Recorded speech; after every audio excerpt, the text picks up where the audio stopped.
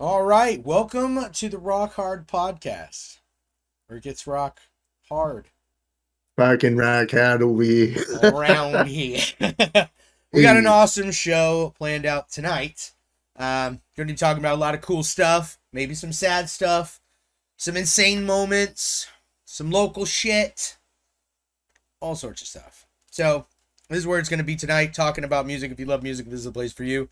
Thank you so much for joining us on whatever platform that you're watching us on or listening to us. wait, wait. At your time at work, maybe early in the morning, taking your kid to school. I don't know. Well, thank you. How was your day, man?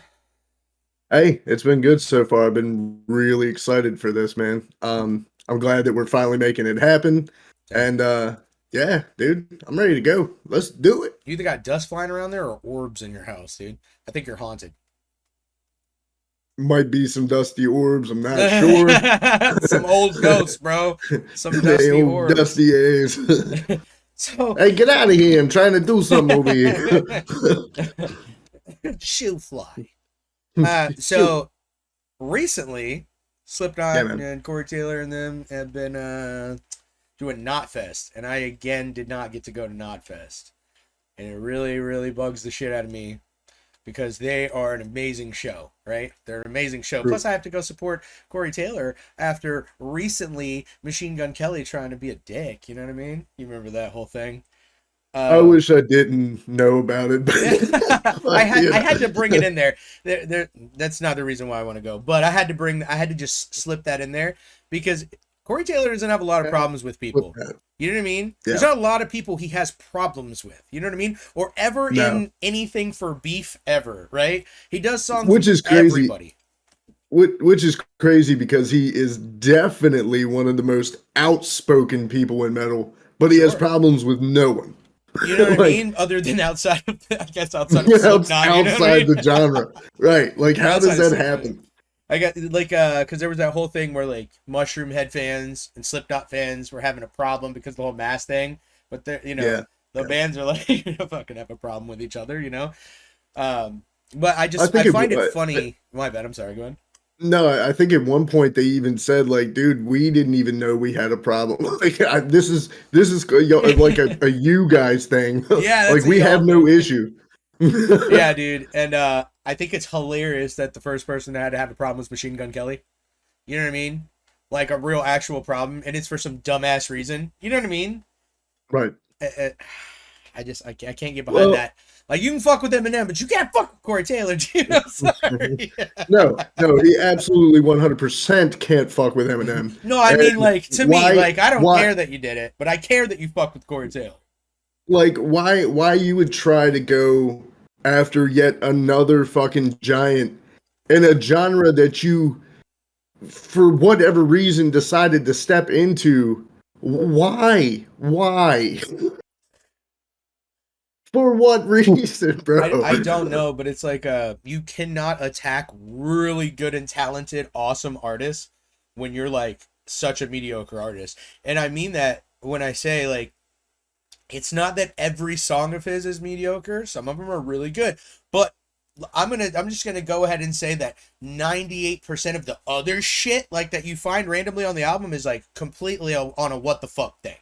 You know what I mean? Yeah, Like if it was always that right. hype, like with the Waka Flocka song, you know what I'm saying? That song was the shit, right? And this is for the same reason I like Waka Flocka, right? It's just a lot of fun. Now I know this has gone into talking about rap, but this is tied into rock and hard. Hey, So, it's a music podcast, brother. but if it was like that, all the time, but it's like you have that, and it's like, hell yeah, this shit's hard as hell. And then he's talking about being, talking about headphones being in love with the speaker or some shit, and I don't, or some dumb shit like that, right? And I can't, I can't get behind that. And then you go fucking with one of my heroes, man, Corey. Right, You know what I mean? right. Like, as a I mean, vocalist, he's like a hero of mine. I mean, at the end of the day, like Corey had a good point, and he called him out for basically trying to rip off things that have already been done that have come way before him. Yeah. And he again, hold on, let me say this again. He decided to his only comeback was, you're old. It's like, bro, you tried that shit on Eminem, dude. Like, you're old, so therefore, yeah. It's A like, bunch of yeah, old guys in huh? masks. You know what I mean? Right, And right. well, you know, you said that afterwards, but you wanted him on your fucking song. It's not like he wanted to be on your song and you was like, nah, you're an old dude in a mask. You wanted him on your song. You wanted to collaborate with him. That shit didn't work out the way you wanted it to, so then you attack him. And it's like, these people are heroes Yo, in the fucking new metal fucking genre. You know what I'm saying? like, And further. yeah. He wanted him on the song, and Corey straight up was like, eh. He was like, look, respectfully, I'm not your guy, you know. And then, like I said, my man follows it up with, yeah, well, you're old. You know? Come on, man. Yo, and it's Stop it. fucking hilarious Stop it. because now, like, on Instagram and shit, you got like all these like females, males, all of them like younger than us and our age, whatever, going at him. They're like, you know, sorry, I can't go to your show. I'd rather watch old dudes in masks. And we're talking about people you didn't even think listened to, you know what I'm saying, metal. And there's Right. been a lot of people that I know that's like, I don't really fuck with rock, but I really like Slipknot. You know what I mean? And they're worldwide, Yeah. dude. They're Yeah. worldwide, you know? Bro, like it's like I said, that's the severely little fish trying to take a bite out of a super huge pond. It's like I don't I what blew my mind is when people were like, "Oh man, you got to give him his props. He stepped up against arguably the biggest rapper." No, he didn't. He saw an opportunity to get his little 5 minutes, and he took it. And that's literally the only thing he did. He was the one brave enough to take it. But bro, you still fell flat on your fucking face. You And know, like, then again, you're trying to I don't want to say ease your way into, like, you fully cross switch genres, like, and now you're trying to do it again with Corey. well, so Why? I don't think he knew how to work it out, right? Like, so he's always had the punk rock like look. You know what I'm saying? Doing like, Yeah, right. you know what I mean? And like, I'm gonna give it to him when he wants to. He can rap his ass off. I'm not gonna take True. that shit away. And it was understandable more of him getting mad at Eminem for some shit than it was Yeah. Corey Taylor. You know what I mean? Because Right. all Corey did was turn you down, dog. You know what I mean? Right. But like, you know, Eminem came off on some shit and it was whatever, so it was more understandable in that point, right? But like, you coming at Corey all fucking wrong here, man. And like, to when you say cross stepping in the genre, you're not even great at it, dude. You know what I'm saying? No. The thing No. is like, you got Travis Barker, and that's cool as fuck. He's a hell of a drummer. I love that shit. Angels and Airwaves. Right. You know what I'm saying? It's good to me. It's not like shit that I'm like fucking die hard about, but I like it. You know what I'm saying? But he is only a carbon of that shit. I'm sorry. He is only a carbon copy of that shit. Yeah. You know what I mean? Yeah. Like, he listened to a bunch of that's Angels and Airwaves and is like, all right. You know what I mean? That's exactly what Corey called him out for. He was Right. like, "Bro, you're jocking off of other people and trying to make it seem like you did it or you Yeah. did it first." And it's like, "Bro, no, no, homie, no." I know it, dude. I know it. You know, like, I don't know, man. That was crazy. I just feel like we had to talk about that real quick because that's, you know, our boy Corey was caught in drama in 2021 with a rapper. I just never thought I'd be saying those words. You know what I mean? Oh, I really didn't. like especially not MGK. Like, Yeah. just just I mean, dude, anyway. he's been on a lot of fucking songs, dude. Like he's been on several, like, well, I don't know about several, but a few different rap songs.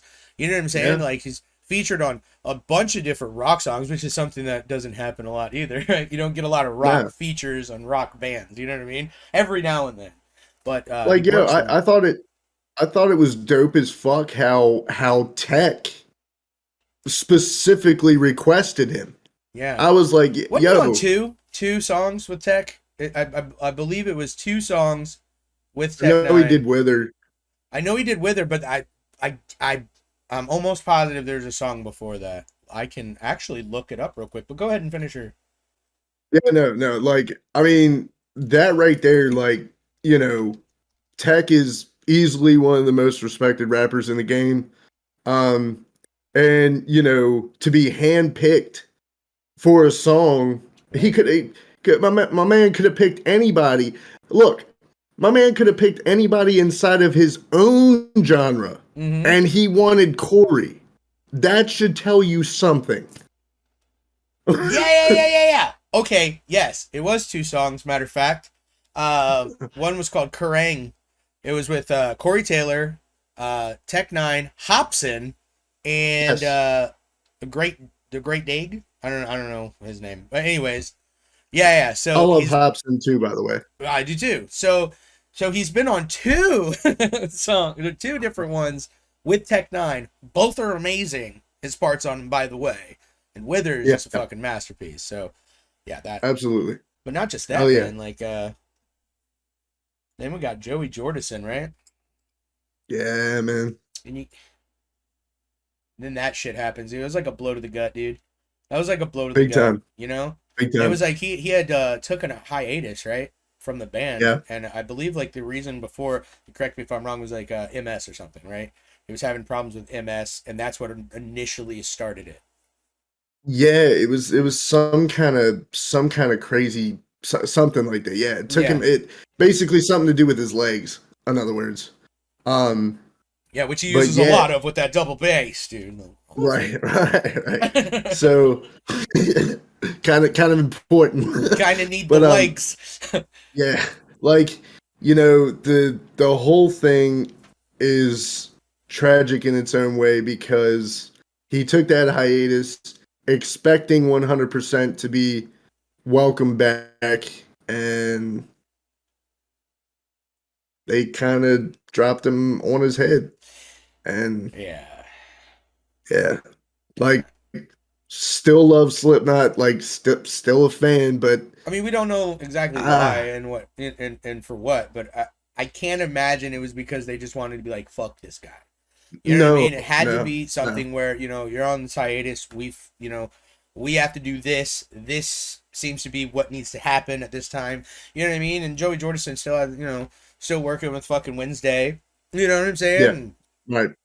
And that whole thing and his guitar, dude. And let's just talk about how talented Joey Jordison the fuck is, right?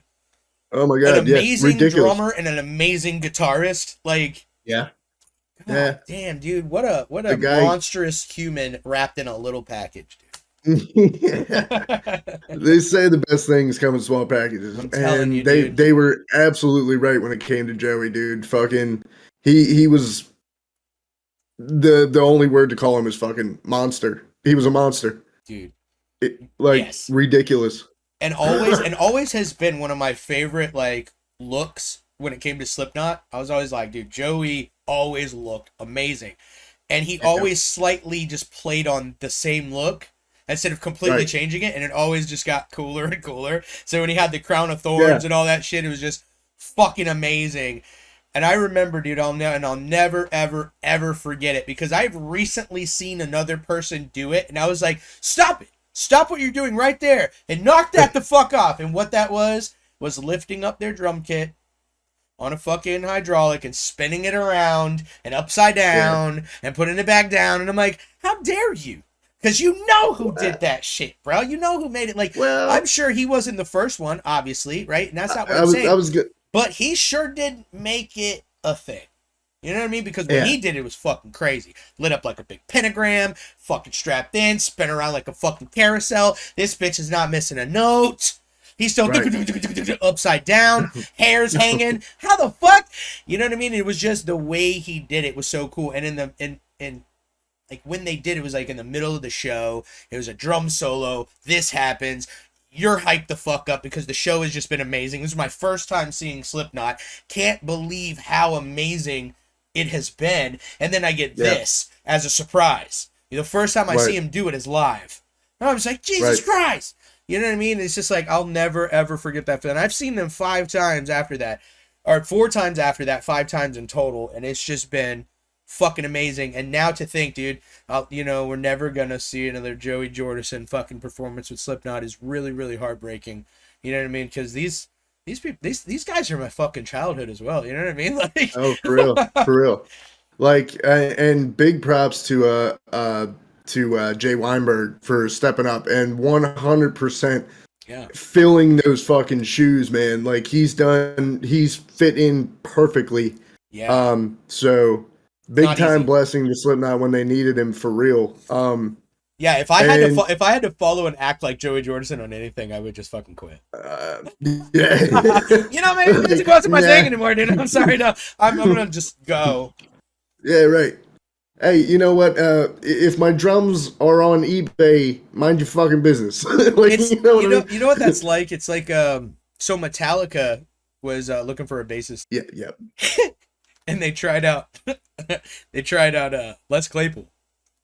yeah. Oh And wow. Les Yeah, Claypool's right, yeah. right. So Les Claypool he goes in there and he's like, you know what? I don't think so. And I think the band's great. I think everything's great, but it's not my style and that. But it would have been amazing, dude. It would have been And cool. I'm thinking, fuck, dude, that's what it's like. It's like, okay, I go into this. It's like, well, that's massive. I don't think I'm good enough. But in reality, Les Claypool is one of the Right. best fucking bassists I've ever fucking heard and seen. He Because is. some of the He things he is. does, I just don't know. It's like a magic trick. He's like, and I'm like, dude, your hands were not moving in the way that the sound came out. Dude. It's just, that's a fun fact, but that's just like how it is. Oh yeah, for real, honestly. And like I said, man, like it really sucks for a fan like me because I have yet to see Slipknot. And unfortunately, I have nothing to go off of now except for YouTube videos and stuff like that, fan Yeah, shot videos. I will never actually get to experience a show with Joey. Um, that does suck. Very bad. and real quick, let us also not forget about Paul Gray. Rest in peace Oh to no, Paul, man. absolutely. We'll never forget about fucking Paul. What are you talking about, man? Like Well, and you know what shitty is? We're talking about original. We're talking about original, dude. Original's oh fucking geez, dying out, dude. And that's yeah, it's man, come on, bro. I think it's really fucking crazy because like there's that story that Corey was telling, about like being all fucked up and crazy and out of your fucking mind, and saying running and trying to jump off a balcony and Mick just catches you with one fucking arm and you were like 1 second away from murdering yourself, doing all this crazy shit. You know what I mean? And Joey Jordison dies peacefully in his sleep, and no one knows why. You know what I'm right, saying? Like at fucking 40 something, like that's yeah, crazy to me because I'm creeping up on fucking 40. You know what I mean? And I'm like, oh shit, But I guess if you gotta go peacefully in your sleep's awesome. Like I definitely that's the am best part. glad that I didn't hear another death to an overdose or a suicide or a fucking someone murdered him. You know what I mean? Like if he had Right, to go, let him go the most peaceful way I could think of. You know what I'm saying? And that right there is, so rest in peace, Joey. Rest in peace, Paul. Let's not let y'all motherfuckers stay alive, please, because we need Slipknot in our life. You know what I mean? Slipknot is just amazing. They're right, amazing, dude. You know what I mean? Whether they've liked each other or not, you know what I mean? They have had the best chemistry ever. Even with the most hatred came Iowa. You know what I mean? And that yeah, fucked up yeah, time, and everyone's in a fucked up state. They're all fighting and all this other shit, but yet they're still coming out with bangers. You know? yeah. Like, yeah, I'm gonna be candid. I'm gonna be straight up here. When Sure. when I first was introduced to Slipknot, I obviously was introduced to Iowa, Yeah. and I fucking I didn't I fucking couldn't comprehend what the fuck I was hearing. Yeah. I was like, what the fuck? What is this shit? Like, whoa. Like just that's like a testament to them. Like not very many bands are able to fucking snatch your ass the very what first or second album they put out? Like, Second album, yeah. sheesh. So Yeah. it's actually it's their second album with Corey, well their third album because then they had the album before Corey. Yep. Have you ever listened to that before? I Hate, haven't. Kill, I Feed, haven't. Repeat. No. No. It is pretty awesome, but it kind of reminds me of like a Mr. Bungle. Like it's super heavy. Like that's where Gently came from, right? Gently on Iowa was a remake from the original band before Corey joined, and then he put, he re-sang, and it did a great fucking job. But that's the original that that they kept. They had a song called "Bitch Slap." You know what I mean? It kind of sounded like you got that Primus feel to the bass, fucking crazy, and then and it just fucking goes insane. You're like, what am I listening to? It's a Mr. Bungle type deal where it's this fucking real unorthodox ass fucking shit goes into some fucking hardcore ass metal, and you don't know how the fuck to feel or what to do. That's right. Well, then obviously I don't know what to do with my hands. So they pick up Corey, and Corey was obviously born to be in Slipknot. Yeah, it was just a perfect fit. I'm 100% spoiled by Corey because Slipknot to me is Corey. Like he was that piece that brought it all together. I can't. I couldn't agree more on that aspect. And I'm not taking anything away from anybody else, but they were real fucking solid when they started. You know what I'm saying? The first time, and I believe it was 1995 that they started with Corey. It was either 95 that they started the band, or 99 that they started with Corey. I don't remember. Or 98 or whatever the fuck. I do know that 98 is when their fucking self-titled album came out with Wait and Bleed. You know what I'm saying? Surfacing. Dude, and that blew me away because I was just switching over from only liking rap music when I was a kid. Oh, wow. So Corey Taylor joined Slipknot in 1997 to replace their original singer Anders Kolsfini. I didn't know this shit. This is new to me. He has also worked with several other bands, including Junk Beer Kidnap Band, Apocalyptica. I knew he had tried out with Anthrax. Yeah. Aaron Lewis of Stained and Soulfly. Yeah. Which makes a lot of sense in a lot of ways too, with a lot of that shit. But yeah, so, and I believe the band started in like, dude, it's like 1995, I believe. I believe it was 1995. I believe it was 1995. They came out with that album. That shit was cool. But then they pick up Corey. Self-titled comes out. Blew my fucking mind. I'm still trying to learn how to listen to people screaming the whole time and figure out all the words. So I'm trying to read the words. And with Corey, it doesn't matter how long you've been listening to metal music. Sometimes hate sounds like air. We're talking about Wait and Bleed. Everyone probably thought the same thing. I felt the air rise up in me. Yeah, because that's what it was to me. It's all hate, right? But it blew me away. And the funny thing is about Iowa is after being obsessed with the first album there, the self-titled album. Yeah, I was not with Iowa right away. I liked 2 songs on there a lot right from the start. And I was like, I don't know, man, because it wasn't the same feel, right? And I was looking for that same feel. Wasn't that it was bad. I was looking for that same feel, and I didn't get it. So I was thrown off.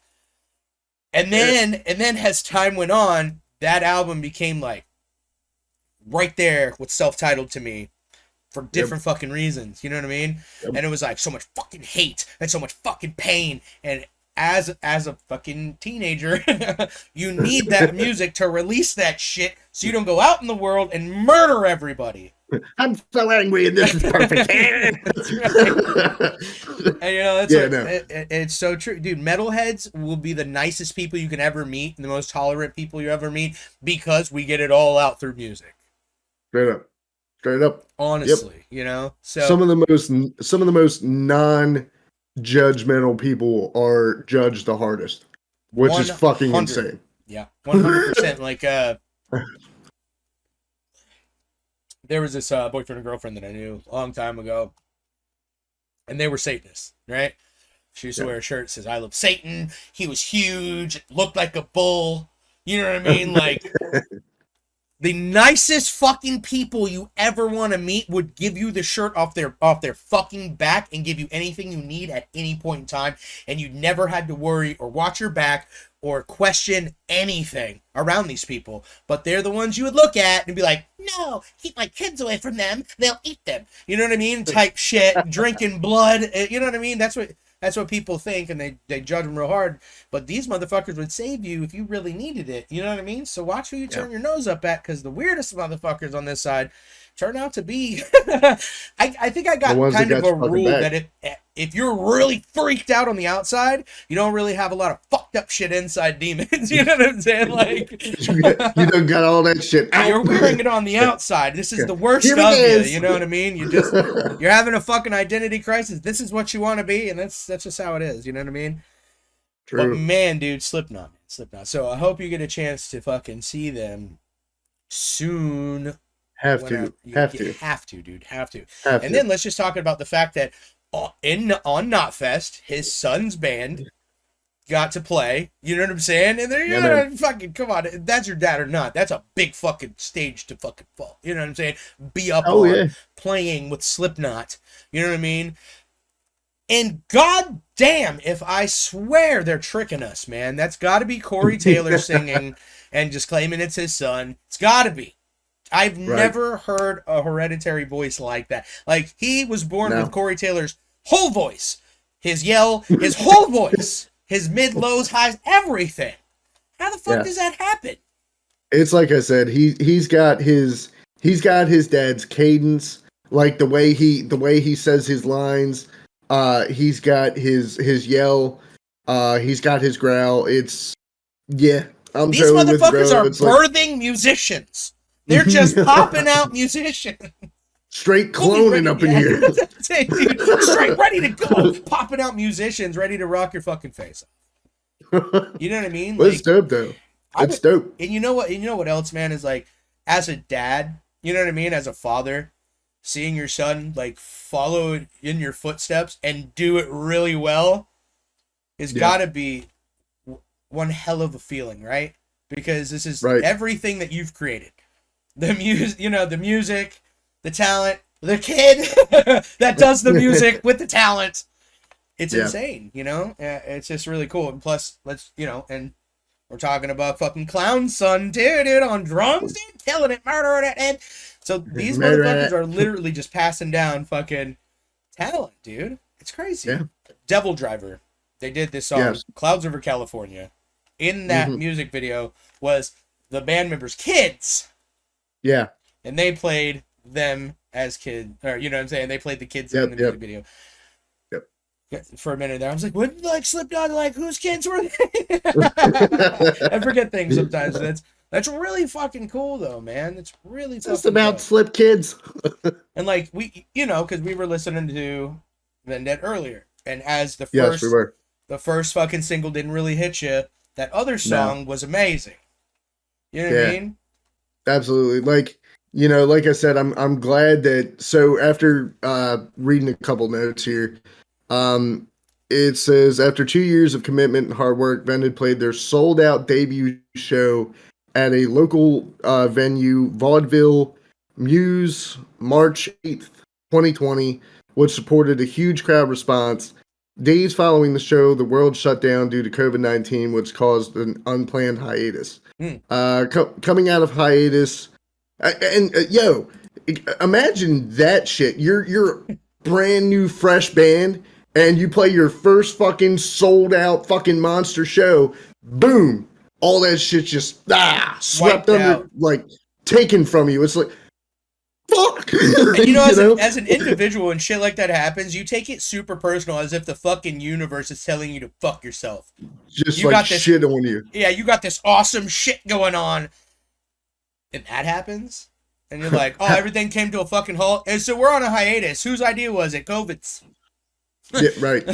Like, we want to play. We're gonna give you a little taste. How did it taste, motherfucker? Did it taste good? Well, we're gonna take it back. And they're super young. You know what I'm saying? Yeah.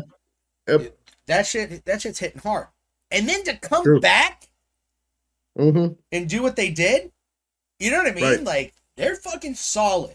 They are a solid band. with a They're fuck ton solid. of talent just spewing out.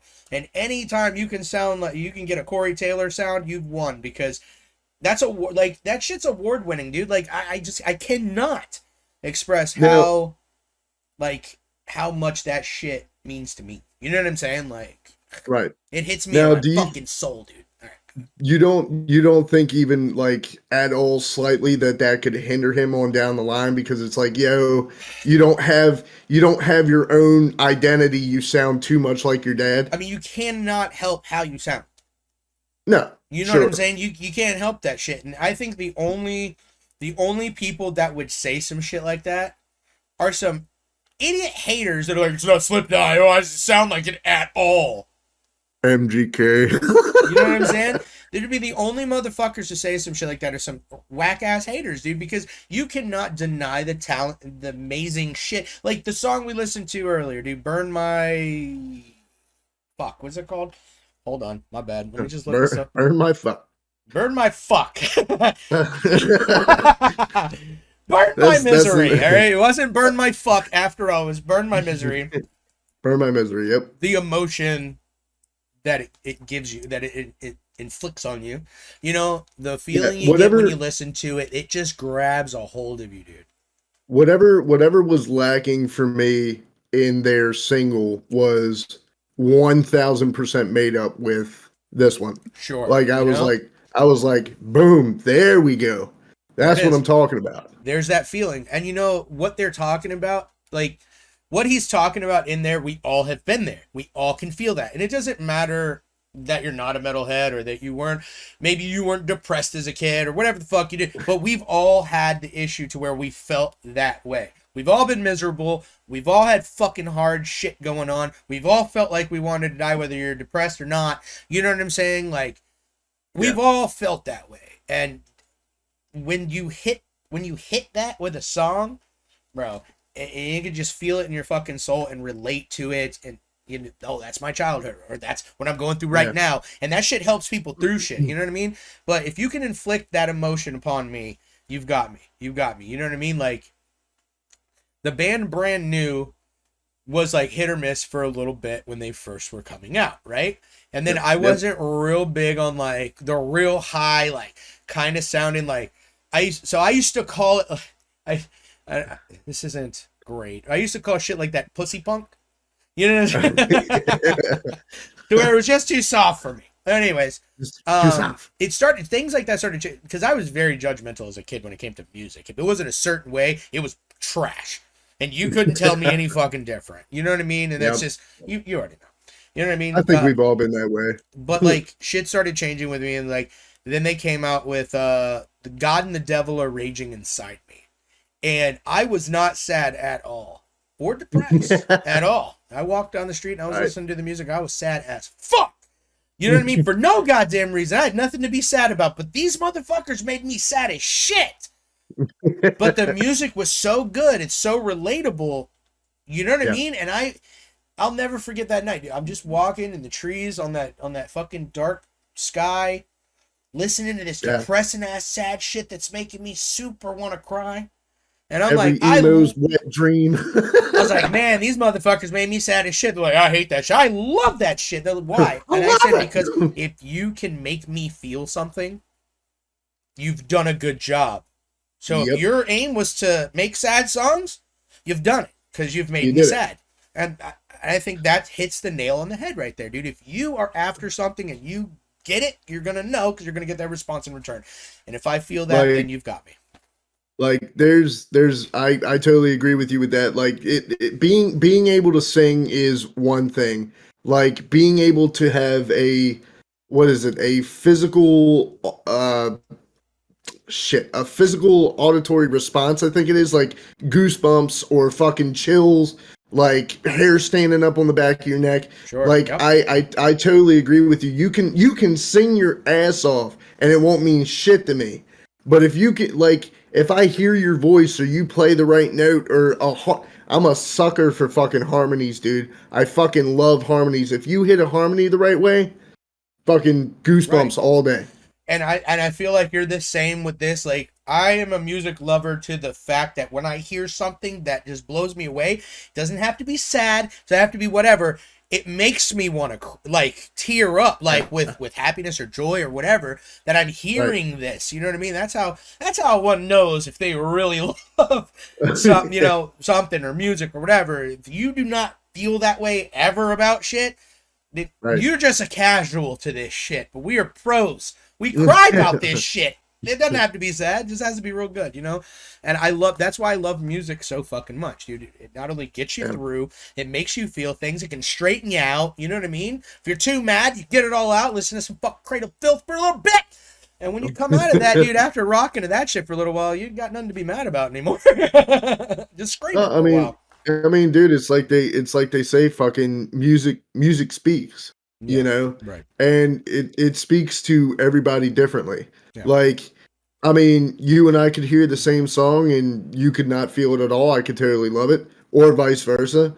Or we both hear the same song and we're just like, you know, jaw drop, fucking snotting in tears and all, and like, you know, Yep. that's the beauty of music. I used to when I would get drunk, sometimes I would do it to myself. I would listen to Johnny Cash's remake of fucking Hurt, Hurt. hurt. And to where Trent Reznor could never. I love Trent Reznor's. You know what I'm saying? Like, I love the original version. Do not get me wrong. Do not take my words. I love 9 Inch Nails. All right. Yeah. But Johnny Cash, he Johnny, fucking owned though. that song. That is Johnny did. Cash's song now. 100%. Bro, that song can make me 100%. cry. And I don't care how many times I listen to it. I'm in the right state where that song can fuck me up. Because I just feel it. You know what I mean? And then watching the video, knowing Johnny Cash's past, you know what I'm saying? What it took to put into that. You know what I'm saying? Where his mind was to that. Like, you can feel all that shit. It just, dude, it just fucking breaks your heart, man. It breaks your Straight heart. up, man. Like, see, just And talking about Johnny was, he was a master at that shit. Like the slow, deep voice, and like he, yeah, Johnny made you feel some shit, boy. Yeah, and he had a great voice. Right. Like, he usually talked a lot of his shit, but then when he got to singing, like, and I don't know if you watch Little House on the Prairie at all. No. Johnny Cash was in an episode of Little House on the Prairie, right? And this shit was real fucking cool. Because he's like, he's a thief, man. You know what I mean? He's a con man. But he's a good man. He's just about getting that money. You know what I mean? So, the preacher on the show he's in a carriage, passed the fuck out. The horses is taking off. Johnny Cash comes and intercepts that shit. He takes over as the reverend, because the reverend needs to collect money from the town and the people, you know what I'm saying, for everything. And he's like, I'll do it for you. I'll do that for you, And he owns that fucking, like, that role of, you know what I'm saying? But still is like out to steal and shit. But you can tell that he's conflicted because, you know what I'm saying? As he doesn't give a fuck to take from you, he don't want to hurt nobody neither. You know what I'm saying? And it was all in that episode, but he was singing this song in there, right? And it just was like, God, you got that fucking voice, man. And you didn't use it often. You know what I mean? You didn't use it often like that all the time. You know what I mean? Right. Your shit was like dirty and raw and this, but he was such a fucking charismatic dude, man. You know what I mean? Like if he was a serial killer, he would have killed a lot of women, dude. like Ted Bundy. His song, what was it? Ain't No Grave. I think it was called Ain't No Grave Can Hold My Body Down. Yes. Like everything about that song, like the sound of the chains, the real slow riff. Yeah. It's fucking mint. Like it's perfect. Like I remember the first time I heard that, and like I said, that audio sensory fucking, I started getting chills, and I was like, damn it, Johnny, you done did it again. Yeah, but yeah, dude, it's fucking Johnny Cash, bro. Johnny Cash, man. So with that said about Johnny Cash, that's all that Slipknot. Yeah. Now that we talked all about Slipknot and everything else, like, rap and Yep. everything else. Well, that's all, folks. See you on the next one. Well, so the next topic that we have, as I lay dying, kind of ties in. Like they're all like Slipknot's a nice segue for as I lay dying, because the last time I saw Slipknot, the guitarist was taking over for the guitarist, or one of the guitarists for Slipknot. You know what I'm saying? So he was playing his set and then running back there, throwing on a costume, coming back out and playing a whole nother fucking set that was longer than their set, and he was doing this the entire tour. Yep. That shit's crazy to me. You know what I'm saying? That shit is crazy to me. That there's passion, son. And Straight endurance. Right there. Yeah. And endurance, dude. Like you gotta be fit to do that type of shit. You know what I mean? Like, cause as someone who doesn't play the drums, I could probably, if I could learn to play the drums, I could probably do it for about 10 minutes before I'm like, I need to stop. But these motherfuckers are up there just beating the hell out of these things for hours. You know what I'm saying? Like 2.5 hour sets. Yeah, fuck that. Bro, insane type shit. And dude, and on the top of that, they're sharing a stage with Motorhead. Yeah. One of Motorhead's last shows that they were going to end up playing. Like, it's not their last one, but it was one of their last ones. And I was pretty close to them motherfuckers because I bought the VIP. Yeah. Right? So there was a thing called the VIP tent. So we go in there and they kicked us out. We had the wrong VIP. Oh, you paid $200. Oh, no. Right. This is for people that buy season tickets to the venue for the whole year. I'm sorry, what? Oh, this is for them motherfuckers that spent $120,000? Oh. Where they got that. They can have it. And all the motherfuckers for Motorhead are right over here just chilling. Right. And I get kicked out right in front of them, dude. And they didn't even say nothing. I was kidding. Like, you heard the man, you got to go. So when was the first time that you heard As I Lay Dying? Oh, first time I heard As I Lay Dying was let me go back. Let me pull this up here. Make sure I have the name of the song. Ocean Between Us. Did you say Ocean Between Us? Or Ocean Between Us? I said an ocean between us. Yeah, an ocean between us. An ocean between us. Yeah, I love that song. Shit's fire. Hell yeah. So the very first time I heard them was their album An Ocean Between Us. And I believe the song that I heard for the very first time was Forsaken. And then it would have been Within Destruction. And right then and there, like, this band totally fucking blew my fucking head off. Yeah. I've been a huge fan of As I Lay Dying ever since. And they're like, bullshit, you didn't even know the name of the album, you had to look it up. So anyway. Oh, our shortcomings with certain things, you know what I mean? Old lion ass. You're not gonna take the feeling away from me, but you know what? Okay, touche. Facts, Facts. A lot of shit has happened since then. Give me a break. Don't you think a motherfucker forget some shit with age? You know what I mean? Like, come on, dude. You ever forget something? Happened to me. Forever was my first my first song from them. And matter of fact, I got my hands on the album, and now I'm conflicted, dude, because I don't fucking remember anymore. I either traded the album for Mushroomhead or traded Mushroomhead for that album. And I'm almost positive I traded Mushroomhead. Oh, no. I definitely remember now. I traded Mushroomhead's first album with Solitary Unraveling on it for As I Lay Dying. Not because I didn't like the fucking album. Well, because I was trying to get my friend into Mushroomhead, and at the same time, he was trying to get me in As I Lay Dying. So we traded. And this is, dude, you know what? This is how I got my first Korn album, too. Yeah. I traded Master P's Ghetto Dope for Korn's, for a Korn album. Follow the Leader, matter of fact. You know what I'm saying? So I've been doing a lot of this trading shit. Same thing happened to me with Bro, don't even try me, dude. Don't even Lamb of God. Ashes to the Wake.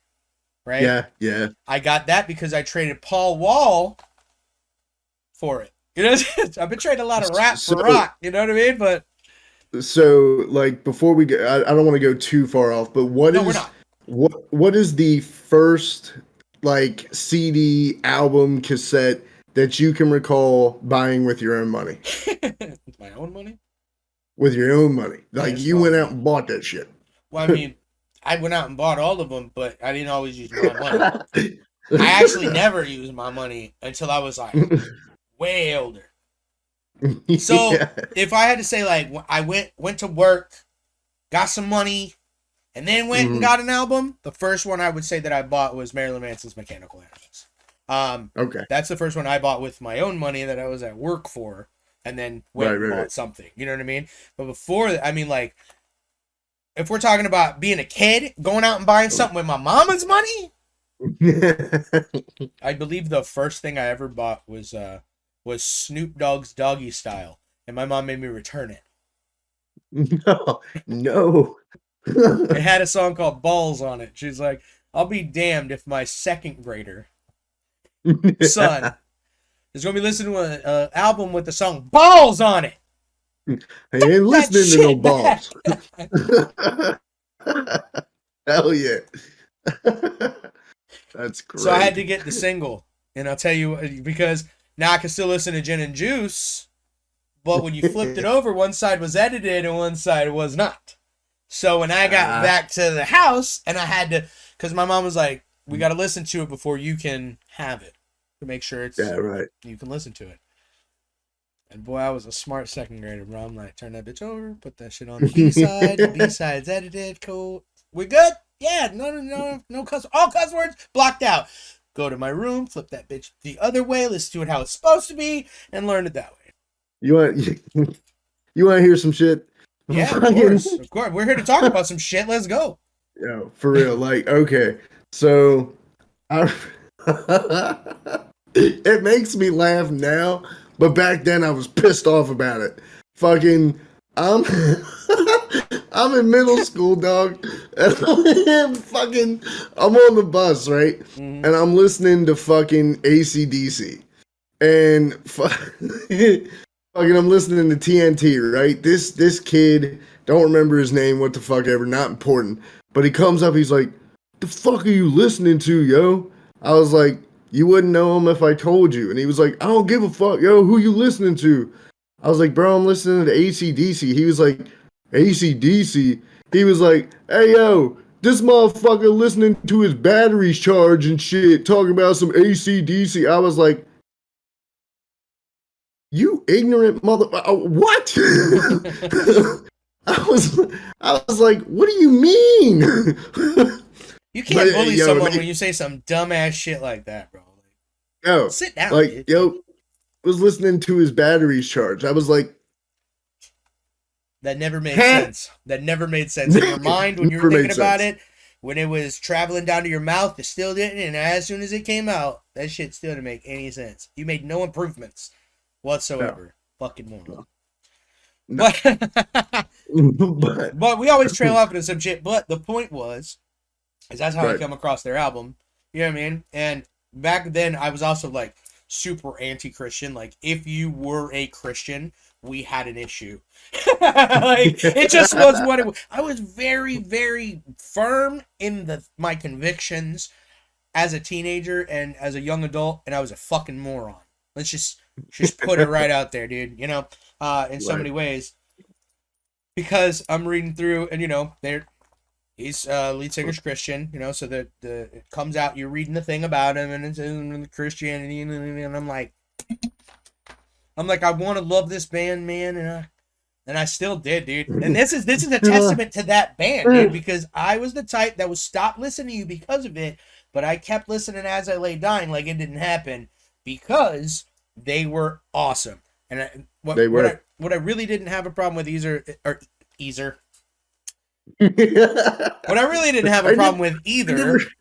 I never had a problem with these ever. What I didn't have a problem with either was the fact that their music wasn't subliminally religious. Yeah, right, You know what I mean? Like, their subgenre wasn't religious, right. like the Devil Wears Prada. You know what I'm saying? Where their genre is religious.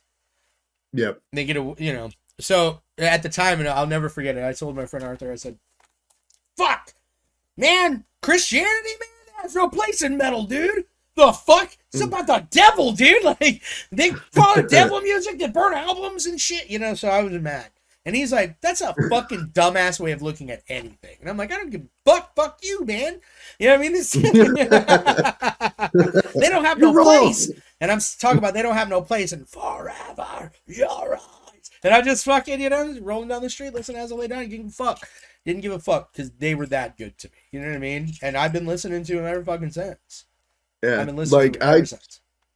so I totally went backwards. By the way, I started off with An Ocean Between Us, and Okay. then I fucking stumbled on Shadows or Security, which the very next song I heard from them would have been The Darkest Nights.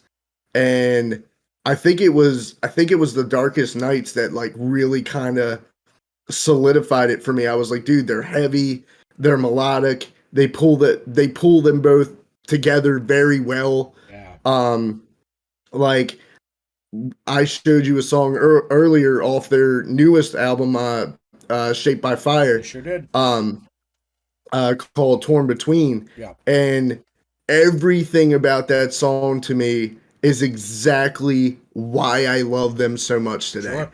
Like, call me biased, call me whatever. I think, and this is my personal opinion, that As I Lay Dying is the pinnacle when it comes to metalcore. Like they get it right and they get it right consistently. Look, people can argue or agree with you all day long. At the end of the day, it Sure. doesn't really matter because that's how you feel. You know what I'm saying? Like to Yeah. you, that is the pinnacle of metalcore. And whether you agree or don't, I mean, they are an amazing fucking band. You know what I Straight mean? up. They're an amazing band. And and it's fucked up. So let's just reel in the insane metal moment here because we can't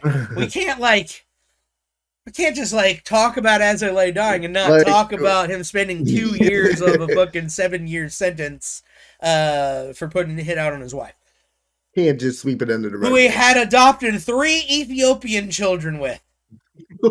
Okay, um, Come dude, on. he's no. At the end of the day, dude, you know what I mean? Like, a lot of people can hold something against somebody forever, for the rest of their life, and I just don't. There's certain things I can't. If it were about fucking children, it's forever, dude. Oh yeah, If it yeah, was yeah. about, what I'm saying, about going on murdering children or murdering all these and whatever the fuck, and actually doing it and pulling it off, you cannot be forgiven, sir. There's certain No, you things you just can't. can't be fucking forgiven for. But putting a failed hit on your wife out of emotion for what, and I don't even know what the fucking reason is, so I'm not gonna talk about that. But for whatever reason, you know what I'm saying, in a bad moment in your life, dude, and we all have them, dude. You can't just make this man, suffer for that forever. Like, I get that Right. wasn't ideal, and I'm sure his ex-wife's like, you're a fucking moron person. I don't You're care. a piece of I shit, just, you. you know, it just shit happens, dude. And maybe some people can't forgive you, but for me, you know, I can. And especially the fact that, listen, I think retribution is when a person has done something and now they have to live with that forever. Because you can't Yeah. get a worse punishment than a person that feels horrible for something very bad. You know what I'm Right. saying? Like that, it's terrible to go through. You know what I mean? Um, and there's he put out an apology, right? And in the apology, you Yeah. can kind of feel it because he says, I am so sorry to my friends who were betrayed by everything I hid, by the hardships I caused people who used to work with me, bandmates, road crew managers, attorneys, agents, label, like all that shit. You know what I'm saying? To the fact that Yeah. he says that you know what I'm saying? Like he holds disdain for the thought of what he did, just like people hold disdain for him for what he attempted Yeah. to do. See, You're the paying thing is, forever, dude, until you die. yeah, Like, so I'm supposed to just throw, you know what I'm saying? Like, and the thing forget is about all the talent and the feelings. Fuck that. the thing is that he realized that what he did not it didn't just affect him. Right. It affected literally everybody around him. You know, it fucked with a lot of people's lives. Yeah. It fucked with the way a lot of people looked at the band. It fucked with the way that people looked at him. Of Um, course. 100%. you know, so and one of my all-time favorite shows till this point that I've been to was Seeing as I Lay Dying, and I should not have been able to get into that show, No, but but why? I knew a person who knew a person, and I slid up in there because I was not fucking missing that show. But till this day, man, one of the best shows I've ever fucking seen. And he, by that time, the fence had been mended, so to speak. Um, he was he was cool with his bandmates again. They were back out touring. He doesn't have to stand up on the stage and keep, asking for forgiveness Yeah. or bringing mention to the fact of what he did. It's said and over. But as soon as the song stopped, they spotlighted him, and he was like, "You all have no idea what it means to me that despite everything I've put you through, you're still fucking here." Yep. Like, and That's a fucking testament to talent, just like I was saying before. Like how I like it was completely against everything I fucking believed in, but testament to who they were. I loved them anyway. yeah. Same here, you know. That's just a I mean, testament to how solidified you are in people's lives and into that genre of fucking music, dude. You yeah. Yeah, like one of the coolest moments is I was actually I was crowd surfing when they were playing Torn Between, and I fucking lost my shit. And I get all the way up to the front, and Tim he's got his foot on the monitor and he's bent over the stage, and I get lifted up over the guardrail, and he, not the fucking security guard, he grabbed my hand, brought me over, and I looked up at him. I was like, it's all good, bro. We fucking love you. And he was like, fucking love you more. And I was like, ah! you know. Yeah, it was fucking coolest moment, dude. dude, that is an awesome fucking moment. Yeah, I've had moments like that, and you know what? I have one like that, and now it's all fucked up. It's all fucking tainted, and I'm so upset. And you know, this wasn't even a topic we're gonna talk about, but this is kind of a segue. Oh, it has to be. It has to be brought up because the feeling that I have just like that was when I went and saw Mindless Self Indulgence, and Mindless Self Indulgence was just a favorite of mine. Loved them so fucking much. They were just amazing, great, and all this other shit. And I was like, they're the knees. So I go to the concert, and I'm about to get smashed against the stage. So I jump on the stage, and when I get up there, there's the guitarist R.I.P. So I'm talking to him, and the bouncer comes over and is like, get the fuck off the stage. And he yells at the bouncer like, fuck you, we're talking. Shut up. Yeah. So I'm like, hell yeah. I'm like, also trying to get this CD signed because I bought it here. I'm trying to get it signed by all y'all. So he's like, fuck yeah, got you. So then I met him and Lindsay, and then he went backstage, got my fucking CD signed by Jimmy and Kenny, and I got it signed by Lindsay and him, and gave it back Yeah. to me. You know what I'm saying? Like, came out just to give it back. You know what I'm saying? Type shit. And I'm like, how fucking awesome.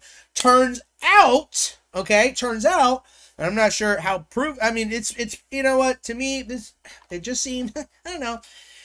Seems pretty fucked up. You know what I'm saying? To learn that the band that you thought was so fucking amazing is a band of pedophiles. Oy. And dude's sister comes out to say that he raped her daughter. So he raped his own niece as a child. One of their songs that I was like super into is called Panty Shot. And I didn't realize because I never looked up the lyrics to the song that the lyrics were 5-year-old panty shot. Oh no. And then they come out to say, no, that's an anti-pedophilia song. You did not pull a Blink 182 on me on an Adams song. You feel me? Make a song about something and say that's to fight against that. No, it's not, No, motherfucker. No, I'm not saying no. Blink 182, but you know what I'm saying? That's just, Yeah. But that's some fucking bullshit, dude. And it didn't even come directly from the fact that someone spoke out against them. They were speaking out on someone else who was caught Right. up at a pedophile party thrown by Jimmy Urine's Mindless Self-Indulgence, where he's dressed up as an Easter bunny and they're dressed up as priests and shit. And it's all a party, like, congratulating and celebrating pedophilia and shit. And quote unquote, someone said that they went to audition for the band and the thing said to them was, you got to be cool with being in a band of pedophiles. Which really fucks with me because they had 2 women in there. Yeah. So if that's what was said to you and you still were in the band, Right. what the fuck's that got to say about you?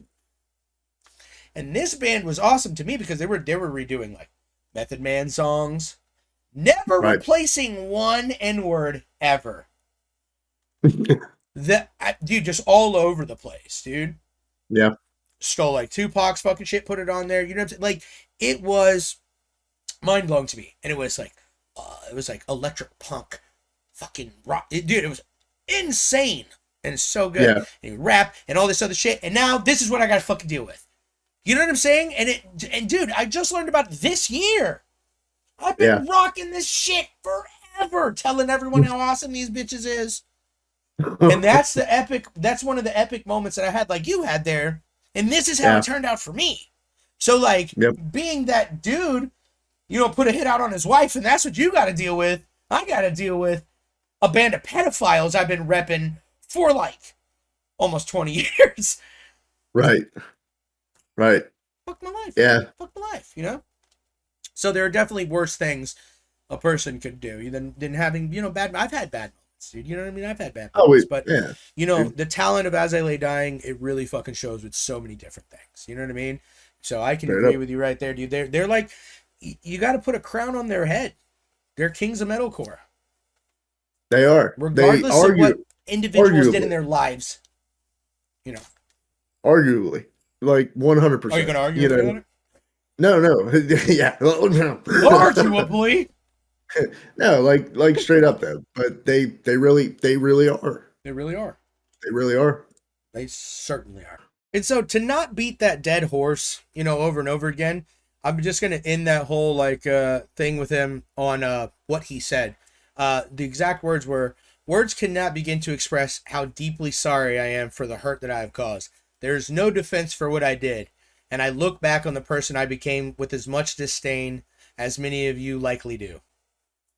I mean, there's not much more to say about that. You know what I'm saying? In that aspect, and you know what, fucking hold your head up, man. And they're still rocking fucking hard, dude. Because what I found crazy was that whole thing went down. I heard about it. I'm like, okay, cool. And then it's like, As I Lay Dying, new album. I'm like, I got a new singer. Or... Because honestly, the 6-year sentence, it just seems like pretty light. Yeah. Well, it also soliciting murder. It also seems like that would have been the move. Like, oh, dude, no, he's fucked up. He's fucked everybody over so bad. Like, yeah, we're just gonna continue on without him. So I think that's also a testament to his bandmates, right? He's got to really be grateful to them. Because other bands have let people go for way less. For less. For way less. Way less. Like, yeah. Yeah. They've really got to be like 10 brethren, dude. Like, there's nothing that breaks that bond at this. You know what I'm saying? Like, that's. At that point, I would say it's pretty fucking unshakable. So you got to just say that's mad fucking respect. Mad respect for As I Lay Dying. Much love. They rock fucking solid. Hell yeah, dude. They rock fucking had. And then to go over to Australia where we got 12-Foot Ninja, dude. Tell me that Australia doesn't just pull out some fucking awesome people, dude. Parkway Drive, You got 12 Fucking Foot park. Ninja. Yeah, right? You know what I'm saying? They Fucking Parkway. well, Fucking. I don't know. I don't know why, but I thought the first thing out of your mouth was gonna be like fucking Steve Irwin, Stingrays. Stingrays. You know what I'm saying? Like, Nah, man, 12 Foot Ninja, man. 12 Foot Ninja because they're yeah, awesome. They are awesome. They have this this heavy ass unorthodox avant-garde, if you will, avant good. for real way of just, you know what I'm saying? Just, oh, god damn it, dude. They're so awesome, dude. They're so awesome. I love them. I love progressive music. It reminds me a lot of like Opeth and shit in a lot of Yeah, ways where it progresses and goes and like takes these fucking turns. And I always thought music was really cool when like you can listen to a song that changes and you almost feel like you're listening to a different song and they just bring it right the fuck back. yeah, And bands that can do that, it's so fucking cool because that's hard to do, to take two songs and just put them together, like make them made for each other and they're completely different. It's almost like that shouldn't be able to happen. You know what I mean? And that's where these motherfuckers are at, man. And they're funny too. You know, they got a hell of a yeah. sense of humor. But Right. that mind frame you got to be in to take it where they take it. You know what I mean? I mean, I don't know. I've always enjoyed bands like that for the simple fact of I like to be pleasantly surprised. And Yeah. up until now, I had no opinion. I had nothing to base off of because respectfully, up until today, I had never even heard of them. So like when I saw the makeup of the band or whatever, I was like, this is giving me like that new metal type of feel. Like I guarantee they're gonna sound something like Corn or fucking Disturbed or fucking have that kind of vibe to them. Right. And while it had those tones, it wasn't that at all. Like if that Nope. makes any fucking sense, Makes sense. it had those elements, but it wasn't that at all. And it's like, Well, because those oh bands have elements of that progressive, you know what I'm saying? Because yeah, they're really thought out type shit, really creative. Like say what you will about, you know what I'm saying, like whether people like Disturbed, whether people like Korn or whatever the fuck, they're really creative. You know what I mean? They really pull from a certain spot and they really like they get creative with their shit, you know? And that's where this band's at. They're super fucking creative. Like Between the Buried and Me, right? yeah, yeah, When I saw them yeah, live, right? Have you ever seen them live? yeah. And I the have, lead singer is just doing so much work. yeah. He's playing the fucking, he's playing the keyboard. He's doing some other shit. He's mixing some shit down. He's screaming. He's singing. He's doing, Amazing show, dude, like so much amazing different show. shit, and it's just going in every fucking different direction. And it's like, what the fuck, dude? And I saw them with Opeth, which does the same shit. You know what I'm saying? And it's like, holy fuck, dude. And then to tie it all up, they were on tour with Dream Theater. So it's Yeah, like, Jesus fuck, dude. You got it's just it's really mind blowing, dude. It's mind right. blowing the way people take some shit, you know. And Oh this yeah, this heavy progressive is so cool because it's always something fucking new. Like you'll never get where this band's like, you know, this album sound like the last album. It's like impossible with bands like this. Impossible. yeah. And see, like that was speaking of Disturbed, that was a lot of flack that they got because people were saying that if you've heard one Disturbed album, you've heard them all. Me, I'm biased. Absolutely love Disturbed. Always have, always will. But I even I can see it. Right. And I mentioned David Draymond. Like, do you remember like Nope. I'm just kidding. when you bastard? You beast. Uh, do you remember when Disturbed went on hiatus and for one fucking album, David Draymond had that little side project called Device? Yes, but no. Like, yes, I remember it. No, I didn't get into it, like, at all. Yeah. So it was straight up like, oh, like I don't even know what the fuck you would call it. Like it had like a lot of like machine type sounds and shit like that. Like it was fucking Biomechanical. yeah, right. Like Industrial. Industrial. That's what it was. It was industrial metal, and I was like, huh, like I mean, there was a couple good bangers on Yeah. there, but like it was just totally out of that. Like I said, I was pleasantly surprised with some of it, but then other like I was like, where are we going here? What are we doing? Like I'm a you know? super huge industrial fan. Yeah. I am an industrial rock. Like if you like, most likely I'm gonna like something if it's industrial metal. Like I absolutely love that genre of fucking music. It plays on everything I love. I like the look. I like the sound. I like everything, dude. You know what I mean? I didn't really listen to it, but when it comes to Disturbed, like I 100% can see a lot of their songs do sound the same, right? Yep. But everything sounds different than their first album, which I True. honestly, for me, that is the best shit because I love those songs. I never got another song that made me feel like Stupefy did. You know what I mean? Like Stupefy is such a, and to this day, it aged so good because I Yeah. still rock it every time it comes on. Crank that bitch, dude. You know what I'm Yeah. saying? And Yeah, man. several Like other songs on that album are the same fucking way, dude. I feel like so um Down with the Sickness, like that album, it was raw. It was raw, it was unfiltered, it was just straight up fucking we're trying to show you who the fuck we are, and here we are. You know, like when you got into like 10,000 Fists, it like the drumming, the overall feel, it became like more. There was more of like a tribal feel to it, like the some of the drumming patterns and all that stuff. And David said that that's what they were going for, like a more tribal, like animalistic style. I think they kind of just fell into it, and like that's where they are now. Maybe, but it was just Like I like it was don't. like this distinct change, like right Yeah, away. sure. And I Yeah, just sure. don't Sure, there like was. my problem that I ever had was it's like when you get into a relationship, right? And you're with a girl or a man for a year. And after that year they change Yeah. completely. And you're like, "Oh, you're not the person I fell in love with." It's kind of this it's kind of the same. It's like, you came in the door and you got my attention with what I wanted, and then you fucking turned right on me.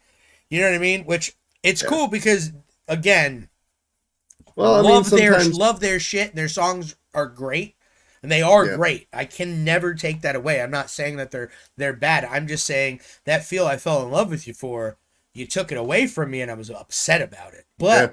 But with that said, Disturbed's fucking amazing, and we can't take nothing away from him. And this motherfucker on some shit like life threatening to keep singing this way for him, and he Yeah. still fucking does it. And he still done it. Yeah. Still Right. does it. I right. saw him live. Yeah. Amazing. Of course, Amazing. live when you see him live, it's like okay, you can tell there's like some hurt and some pain in there because he's not able to, like get on the CD. But that's understandable at this point. We can't say shit about that. Can't say shit Absolutely. about that. Straight up. And like I said, like what I liked about him most is so you went from the sickness, which like I said, to me was just straight up fucking raw. It was powerful. It was meant to punch you in the fucking face, and like we're fucking disturbed, here we are. And then you move on to Believe, and Right. the two songs on the album, fucking Believe and Darkness, is it really it peeled them back, and it showed that okay, not only is David capable of being raw in your fucking face, but my man's got some pipes. Like he can sing. He can really sing.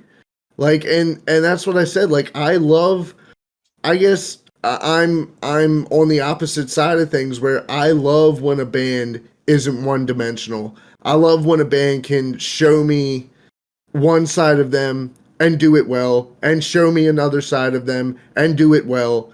Like, don't fucking go off and start playing fucking jazz, you Right. know what I mean, shit. But like, you know, but like, if you're gonna show me something, if you're gonna step out, do it well. It's kind of like Papa Roach, right? Their Yeah. first album was him rapping on this dope ass fucking, you know what I'm saying? Instrumentals, rock fucking hard, dude, all this shit, blah, blah. After the first album, that never happens again, ever. Like, Hey, that was great. We had success. Never do it again. never do it again.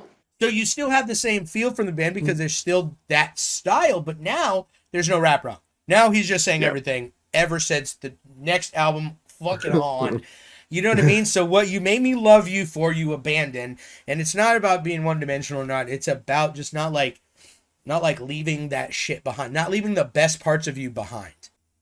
I think sometimes they do cover songs that aren't made for them, but they do a good job. All right, they do a good job, and over time, I like them. I still listen to them. You know what I'm saying? I Yeah. just feel like sometimes they pick bad covers for themselves. Yeah. Because I think there are so many other covers that I'm like, they could have done, you know, and I don't know off the top of my head now, but I remember saying it before, man, if they did this fuck cover, it'd be fucking insane. You know what I mean? Like, everyone can say what they want about Marilyn Manson, but he picks the best covers for himself. Right.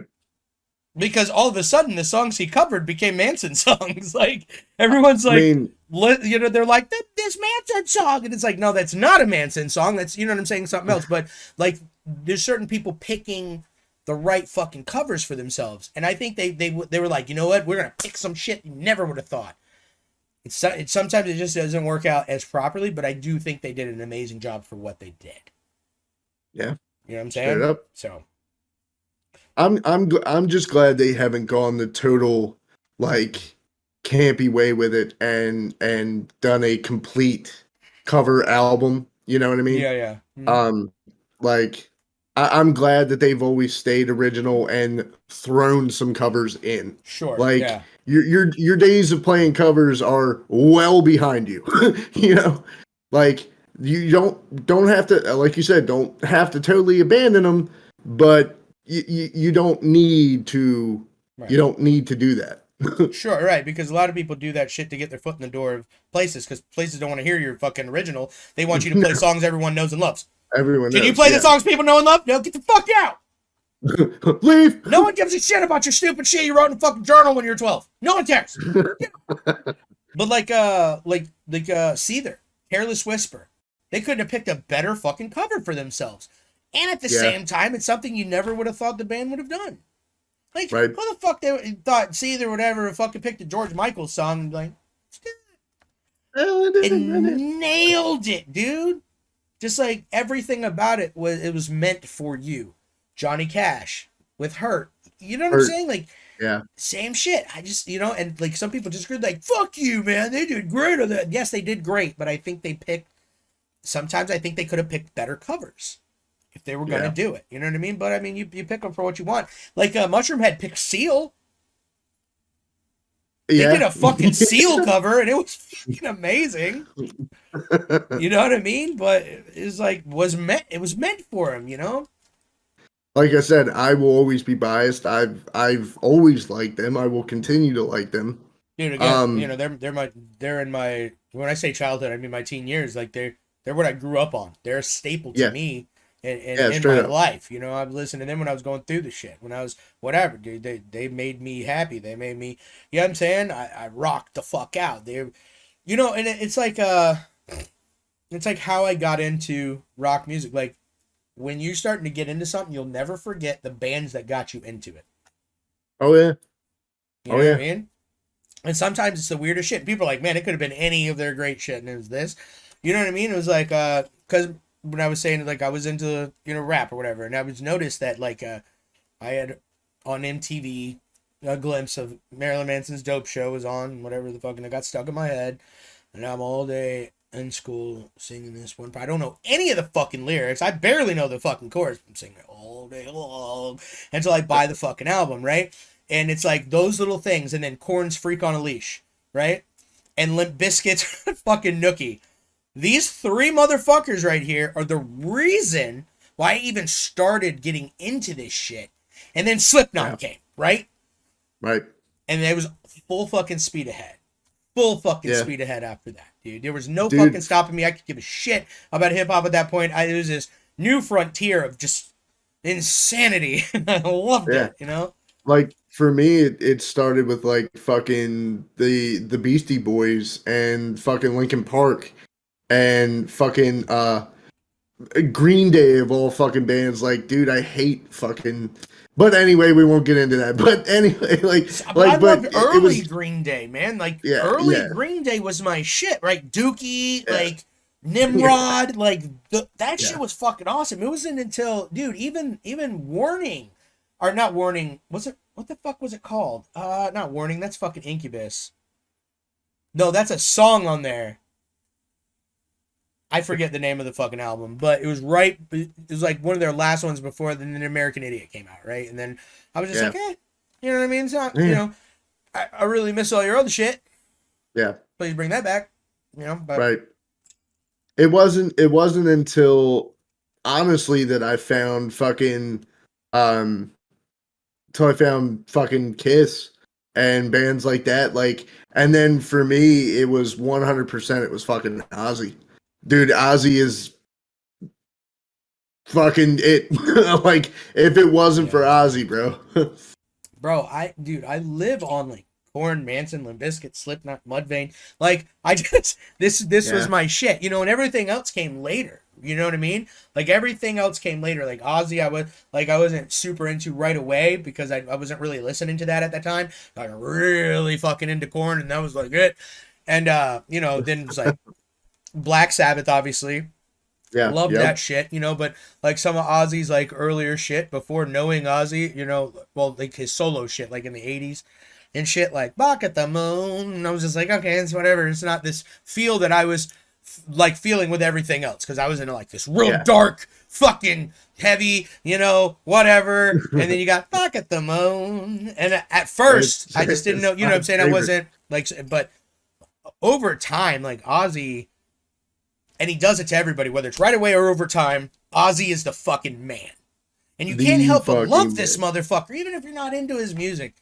Him as a Right. person and his wife, you know what I'm saying? Like their family, like, dude, Yeah. they're just genuinely great people doing great things with their life, And They Ozzy, are. yeah, Go ahead. Go ahead. Ozzy, I mean, rock fucking bottom doing great shit. Yeah. You know what I mean? And like the whole time he's like pulling himself out of it, doing great shit, But if it wasn't for Sharon, he wouldn't have, you know what I'm saying? Great fucking duo, great team. So if you love him, you gotta love her, right? Because she's the only reason why he's like still doing the shit he's doing, Alive. alive and still doing the shit he's doing. And Right. one of the newer songs he had came out with like last year, whatever the fuck. I'm still blown away by it because it became easily one of my favorite Ozzy songs. Yeah. But it's not fucked up to say that because it's Ozzy at Ozzy's. You know what I'm saying? Like Ozzy is always at Dude, Ozzy's best. You never notice dude. that? Well, like we'll always love, Crazy Train and fucking Over the Mountain and fucking Suicide Solution, fucking Bark at the Moon, Yeah. but recently the song that he put out that fucking I listened to this bitch I on forget the name of repeat. it. What is it? Fucking Under the Graveyard. Yes, this is the one we're talking about. That is it, man. Yeah. That song is so fucking good. Like it's so It's crazy dope. because he's super old. He barely can talk. Motherfucker walks like a fucking old man. But this bitch still sings the way Ozzy sings. He still sounds the way Ozzy sounds. He still makes the same goddamn great bangers. And it never Like, ends, dude, with him. You know what I'm saying? Like it won't end until he dies. yeah. That's the death of Ozzy. Is the death of Ozzy. Like Right, you know right, what I'm saying? absolutely. Like I showed it to a buddy of mine, and he gave me the old stink face. He was like, "Dude, this is fucking garbage." I'm like, "What?" I was like, "Bro, like," he was like, "Yeah, it's not Ozzy to me." I was like, How could you yeah, say that? how, what, how, Yeah, how can you how?" say that? Bro, fucking So you're telling me The Road to Nowhere and You're No Different and Mama I'm Coming Home, that's not Ozzy to you? And Those are that's the all, same type of shit. it's the same type of shit. He's talking about that Well, fucking the turmoil in his life, the pain, the hurt, you know what I'm saying? The yep, thoughts, you know, when we're all thinking it, dude. We die alone. We all think it. And he says it in the song. yep. It fucking resonates. That's Ozzy, dude. So you're absolutely right when you name those other songs in response to that. 100% right on the mark. Yep. I mean, yeah, dude. Fucking I just don't know, like, It's going to be a real fucking sad day when we lose Ozzy. yeah. Like, Yeah. Like real there's fucked up. so honestly, bro, like there's two people who I will be legit sad when they pass. Well, who are you going to And say? that is I was going to say no, I was going to say legit. Sorry, I didn't mean Fucking to legit. interrupt you, but I had to because I heard it. And I'm like, ah. No, you got it. You got it. You got. I tried. I fucking tried. But no, I will be legit sad when Ozzy passes and when Ace Frehley passes. Because, like I said, Ozzy, it was for me growing up. Like when I really started getting into metal and stuff like that. Well, a lot of people, Kiss isn't metal, yeah. But like I get it. Like, but for me, for me, it was it was Ozzy and it was Kiss, and they were right here. So, Like, people, it's really stupid for people to say shit like that because they're different times. And metal was really different earlier, In the earliest forms of metal, it was not the same. We had hair metal. right, We had all sorts of different changes to metal. You know what I mean? So to say Kiss is, you know what I'm saying? Yes, it was at that time. That was hard as fuck. You know what I'm saying? right. Deep Purple?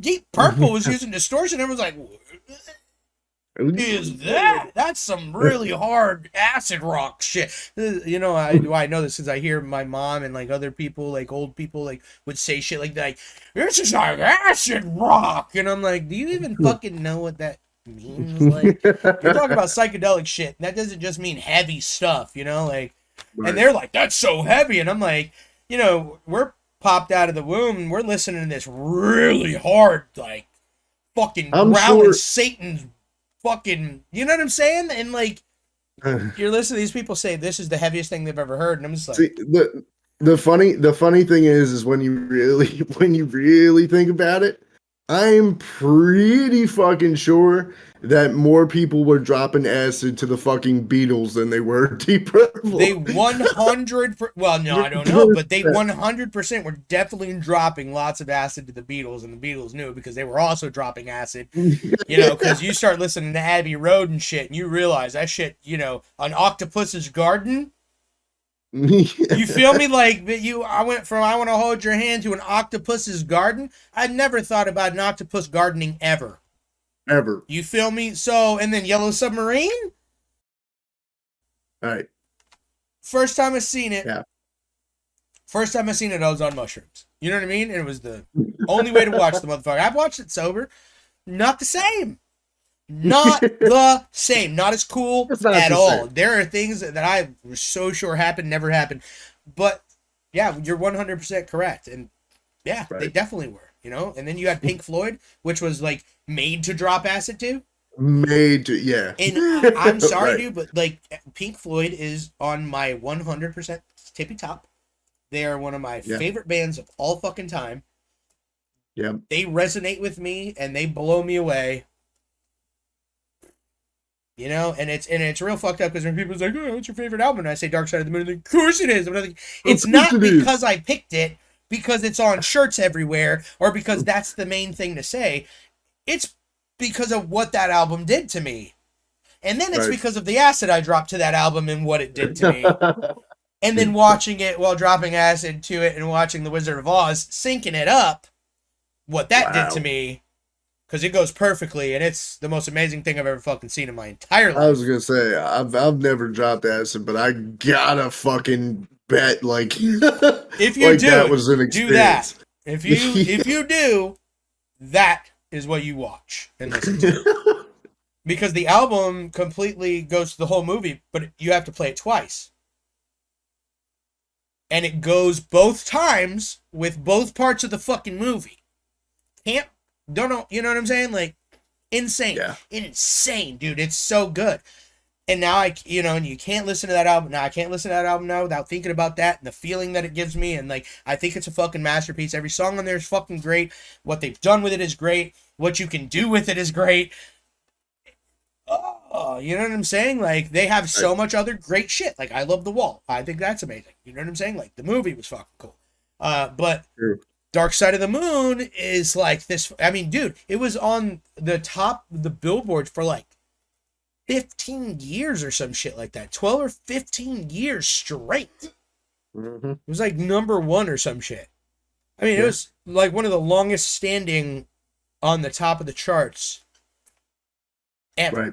You know, and there's a reason for that. You know what I mean? It's a fucking masterpiece. Not that The Wall isn't, but it's a fucking masterpiece. And it didn't take as much time up as The Wall does. You know what I'm saying? Right.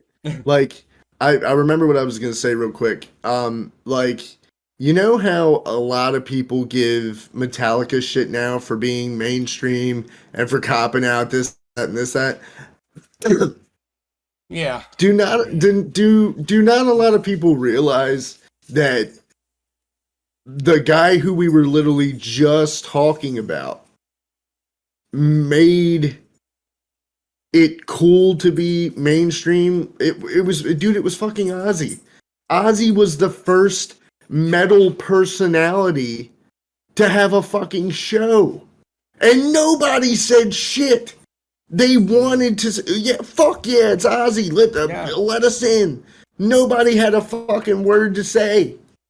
Ozzy made it cool for metal musicians to be mainstream. Like, nobody was doing that. Nobody had their own TV show. Fucking, I mean, okay. But people are copping out with that, though. But you got to think, but these are the same hater type people that I'm talking about would hate, you know what I'm saying? Just to hate and shit, you know, find a reason. Oh, because the band changed after 5 albums, you know what I'm saying? But you can't do the same shit forever. But these are the same type of people that would hate on a band like Metallica for saying they went, too mainstream or whatever the fuck, when they never, in my opinion, through the integrity of the band and the sound of the band and how amazing the band was under the bus just to be famous. Nope. The fame came with the songs that they're doing. They're epic. They're amazing. They're awesome. The talent. You know what I'm saying? It was fucking great, dude. The thing is that Metallica, they always did what they wanted to do, not that what they were told to do. Except for the whole cutting your hair thing. But other than that, like the music, they always did what they wanted to do. But like I said, like, I felt like I had to point that out because, like, it's just like nobody, like I said, nobody had or has, for the most part, a bad word to say about Ozzy. But Ozzy made metal mainstream by, and I'm not saying his music, by like, he just got popular as fuck with everybody. He resonated with by appearing on fucking television. But dude was doing interviews with fucking Oprah, with fucking Whoopi Goldberg, with fucking Ellen. No other metal personality was talking to them motherfuckers. Ozzy was, especially with being the Prince of Darkness. That, you know what I'm saying? The style of music or the lifestyle and all that shit. You know what I mean? Like those type of, so. Like, which is like when Marilyn Manson was doing Bill O'Reilly. You know what I mean? Yeah. And so, a lot of people can feel they want. He's an intelligent fucking guy. Like, you cannot. You're not gonna get Manson on the show, give him a bunch of shit, make him look like an idiot. He's gonna fuck you up in wits alone. Right. He's gonna. You know what I mean? So same dealy though. You know what I mean? Like I get what you know what I'm saying? Like, oh, yeah. And he didn't go mainstream to sell out. It just, he got famous because he resonated with everybody. He was the guy. If you wanted to talk to somebody in metal, that was the guy. He's very easily liked. He's very likable. Once he starts Yep. talking, doesn't matter what you heard about him fucking biting heads off of bats or whatever. As soon as he talks to you and explains it, like, oh, okay, cool. Yeah. Right. Ozzy is just a fucking cool dude. And there are some Yeah. people on this earth that are just really dope. And he is Straight up. definitely one of them, dude. He deserves everything that he has and everything that he's worked for. You know, he deserves it all. Straight up. Him and his wife. You know, his wife's just as much him as he is. You know, Absolutely. fucking right, Yep. dude. So Jelly Roll, right? Yeah. This man, Hell yeah. this man Yes. is known as an American rapper. Right. You know what I'm saying? Who's collaborated with Lil White, Struggle Jennings, Tech Nine, and Ryan Upchurch. You know, Yeah. comes out with just this banger of a fucking song that we listened to earlier. Total fucking banger, dude. And I'm just gonna say, it's like, out of all the new songs I've listened to this year, that's it. It's the best new song I've listened to all year. It's so Yeah. fucking good. It's so good. Right. And I don't know a lot of his music, but I do know that song right there is so good. And that's like we were talking about earlier. You listen to a song and it makes you want to tear up because it's so good. That's that one. Like, I'm pretty sure the first words out of my mouth when you showed it to me were, "Isn't he a fucking rapper?" Like, what happened? But like, dude, it's fucking fire. Like I said, like that song from start to finish, you're grooving the whole time. Yeah. You're feeling the words the whole time. Fucking, it's perfection. It is perfect. Yep. Yeah, there's not one part of that song where you're like, eh. It Yeah, all right, just no. goes right into it, punches you in the fucking face, beats you up a little bit, and then ends. And I think Yeah. I think that it doesn't overstay its welcome at all. It ends right where it's supposed to. It doesn't make you hear it too much, and just enough that when it ends, you want more, to the fact that you're singing it now in your head, you know? Yeah. And that part that Oh, gets dude, stuck in my head is living on the edge, one foot in the coffin. Lord knows I don't pray too often, and I'm just singing that one part all the time. All the time. yeah. Yep. Yeah. Like literally fucking, like I said, like for a song to be able to captivate you from the moment it starts until it ends, like what fucking more can you ask for? That's that's what you're fucking looking for. That's it. And you got it. Like, yeah, dude, I literally fucking, you showed it to me one time. We got off for a little bit. I played it like 6 more times.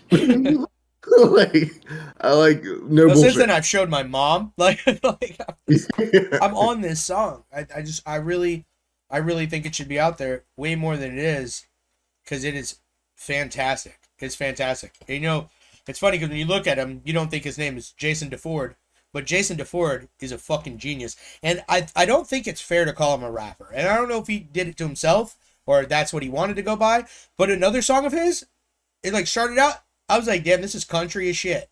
Like a country song. It was like the next one. Yeah, So, and it's like next on the list of songs. right.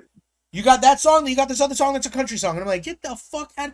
So it's like, just because you're doing rap song, you can rap with rappers, doesn't make you a fucking rapper. And this, I think, is the epitome of a musician. Well-rounded, well-versed. He comes out with all different styles and genres, but they're all bangers and amazing because he does it to the best of his ability. And that right there, you can't ask for no more with an artist. You know? Like, He's keeping like it new. literally, yeah, literally like the same things were being said about fucking Post Malone. Like when he started covering country songs, people were like, "Yo, why the fuck don't you just do a country album? Like you shocked the fuck out of everybody." Like, yo, like I gotta admit, I wasn't on the Post Malone train, but motherfuckers shocked me. So Like like, when and who the Congratulations like, came out, I was like, yeah, Congratulations. And I'm just like bobbing, and I'm like, you know what? I like the flow and sound of this stuff. And then to get more into Post Malone, right. Once you yeah, start digging into him, it's a musician, dude. he's a An artist. musician, Yeah. right? Straight up. Like you said, the one line from Dead Man Walking, Yeah. that got you was Living on the Edge, One Foot in the Coffin. The one that got me was the very first fucking verse. I'm standing at the ledge, my foot's about to slide. What if it takes the fall for me to learn to fly? Yeah. And I was like, oh, I was like, fucking right. Like, how many times in your own life have you personally witnessed motherfuckers to where you're like, yo, I want to help him. I really do. But that motherfucker's got to fall on his face first. And I was that motherfucker that needed to fall on my face. Right. So yo, I know you too, but yeah, right. yo, That's why that song's so prolific. And then you put some awesome music behind that shit. Dope. It's like you made a song for me, and that's how everyone that's, anyone that's feeling this song, that's where they're like, man, it's like the song is made for me. Because back to that shit, these songs resonate because we've all been through this feeling. Yep. And they're harnessing that feeling. Like, I'm not saying it. I'm not saying it purely just to be fucking agreeable, but I definitely agree with you. It is probably one of the dopest songs I've heard all year. Like, straight up. Yep. Straight up. Dude, this is, you know what? There's too much soul to not be amazing. It's so much soul. It's like, so if good. you want a song with soul, dude, and substance, there you go. It's no nonsense. Real good instrumental, real good cadence, real good everything. Real good thought, resonates. It's just emotional. It's so fucking good. It's so good. And I think it's hilarious because it's such a good song. I just love his name that contrasts with it. Oh yeah, dude, this awesome song, Dead Man Walk. Who's that by? Jelly Roll? Jelly Roll. Like, I can't take that shit seriously. And then you listen to it and he blows your fucking mind. You know what I'm saying? In 2013, in 2013, he came out with a mixtape called Whiskey, Weed, and Women, which was originally named Whiskey, Weed, and Waffle House, but was later changed because Waffle House decided to take legal action against him for using their logo on their cover. So the replacement cover featured a cease and desist stamp in place of the Waffle House logo. That's fucking dope, though. You know what I'm saying? Like, some people are just dope, dude. Just like Ozzy, just like some people are just dope, dude. There's some things they accidentally do, and they don't bat an eye to it. They're just being themselves. That shit's like, dope. Yeah, it's fun. I absolutely love, when they fucking say that real recognizes real. Like, there's been so many rappers that want to work with Ozzy, like Post Malone and fucking, like, they just fucking get it, dude. They just fucking get it. He was like, I was gonna say another name, but fuck that shit. This is all it needs to be said. Post Malone. And like, I couldn't. He's like, I had to move on, dude. We couldn't be stuck there forever. I had to keep it going. Like, I had someone else and like just so I was like, yeah, motherfucking everybody wants to work with him. Like Post Malone and all them.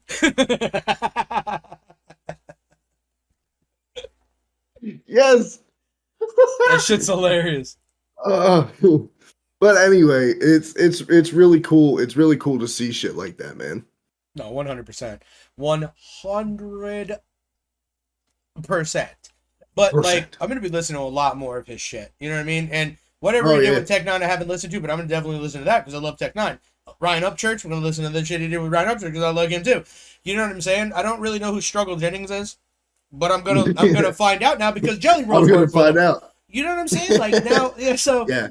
I mean, I know who Lil White is because Lil White was doing a lot of shit with 3 6 Mafia, and I'm really into 3 6 Mafia. I love them a lot, and I love that Memphis style fucking devil shit. It's awesome. You know what I mean? Lil White's pretty cool. But yeah, Jelly Roll song, Dead Man Walking, and to anybody listening, if you haven't heard it, look it up right now. You're not gonna be sorry. Yeah, you're not gonna be sorry, dude. Yeah, 100%, dude. And with that said, I mean, how could you not think of Lionel Richie right away? Yeah.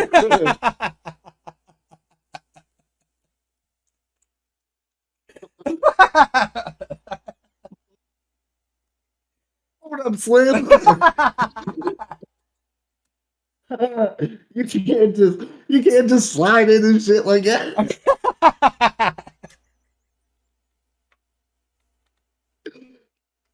Fucking Ah! crying. But He said, "How can you not think of Lionel Richie?" I don't know how you couldn't, I don't know how you couldn't. After all that Ozzy and Yo, Jelly Roll, yo, next thing comes to and my mind, Lionel Richie.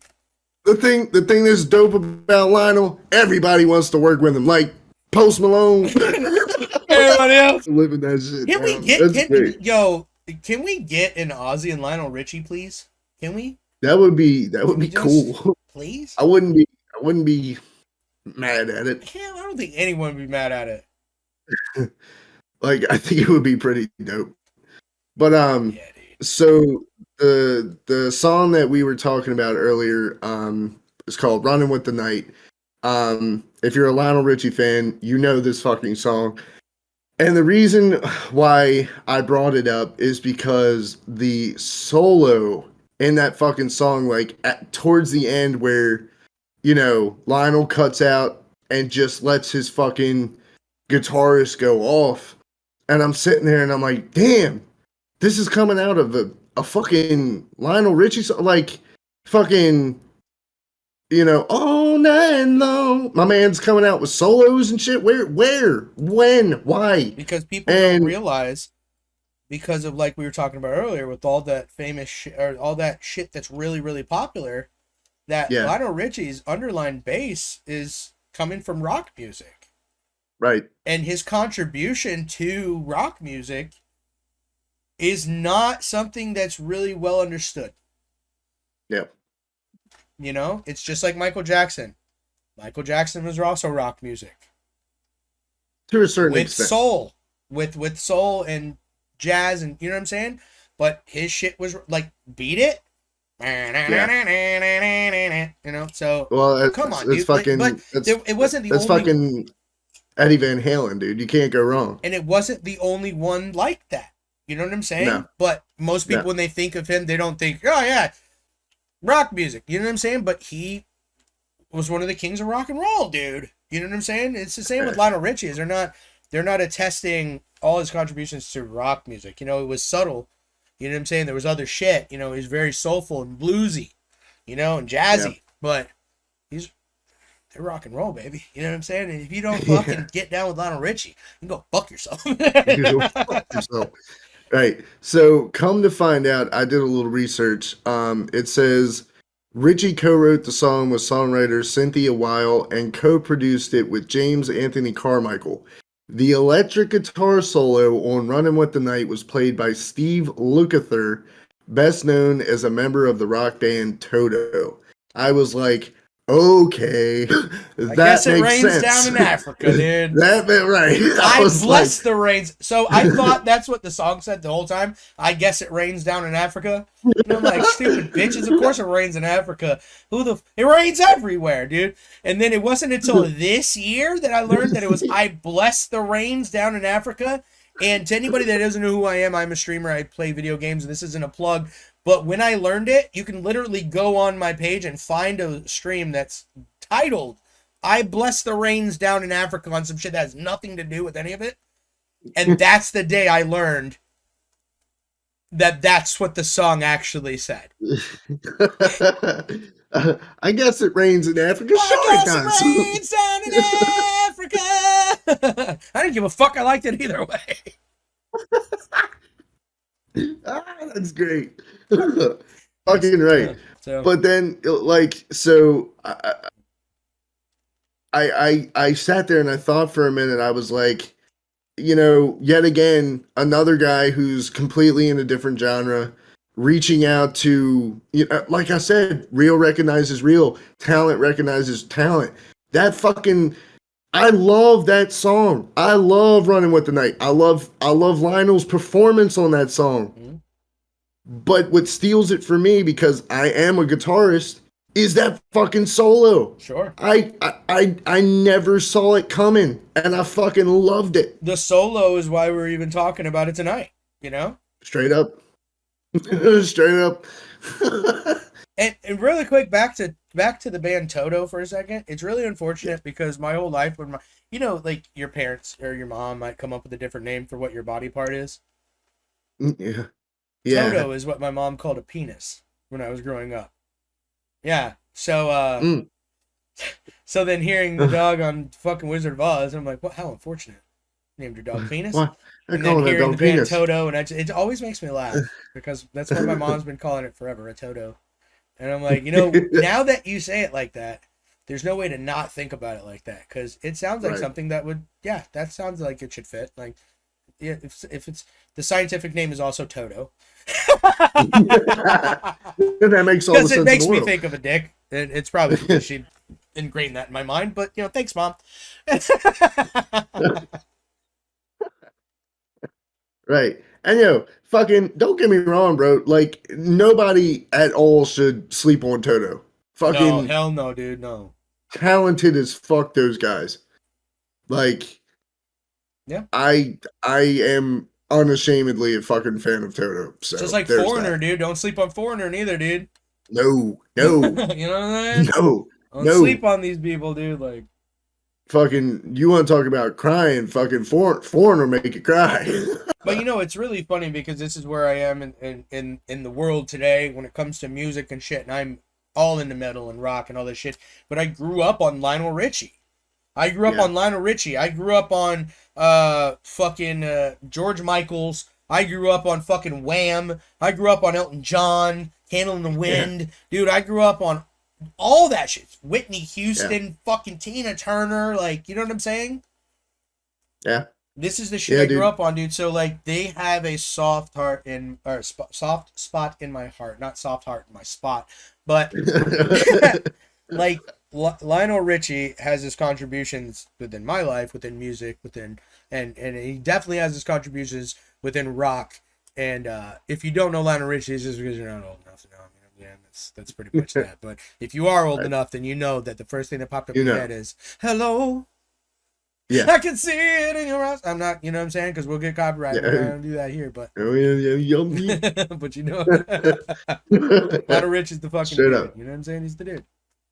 Like I like to say that I grew up with the animal bands. And what I mean by that is fucking dude, I grew up with the Beatles, the Monkees, the Eagles, I thought you was gonna say the Animals. the animals. Yeah, House of the Rising Sun. Oh, The the Animals. animals. Yeah. No. I grew up with Well, the you're not band The wrong. Animals. Band Animals. The band The Animals? Who? Animal from the No. Muppets? No, he I just grew played up drums. with him. Played the fuck out of them drums too, boy. But yeah, dude, Oh, like God. yeah, like seriously, like I grew up with like I said, the Yep. Beatles, the Yep. Monkees, the Eagles, Mhm. Elvis, Right. fucking like you said, Johnny Cash, who Bro, the can we fuck just, else, man? dude, just because we were talking about all that shit, all of a sudden fucking Knights in White Satin popped in my head. Can we just shout out that song real quick? Knights in White Yeah. Satin. I love that fucking song, dude. Right? Like fucking also want to give a shout out to fucking Kenny Rogers. The Yeah, song alright, that the song that Lionel did with Kenny Rogers. That Yeah, song dude. is so dope. It's so fucking dope. It's so dope, dude. It is. We gotta love Ah, Lionel Richie. If you don't respect Lionel Richie, you can't get no respect from him. no spec. No respect. We had to throw him in there. We had to talk about him right before we got into what directly correlated to Lionel Richie, Ice Nine Gills.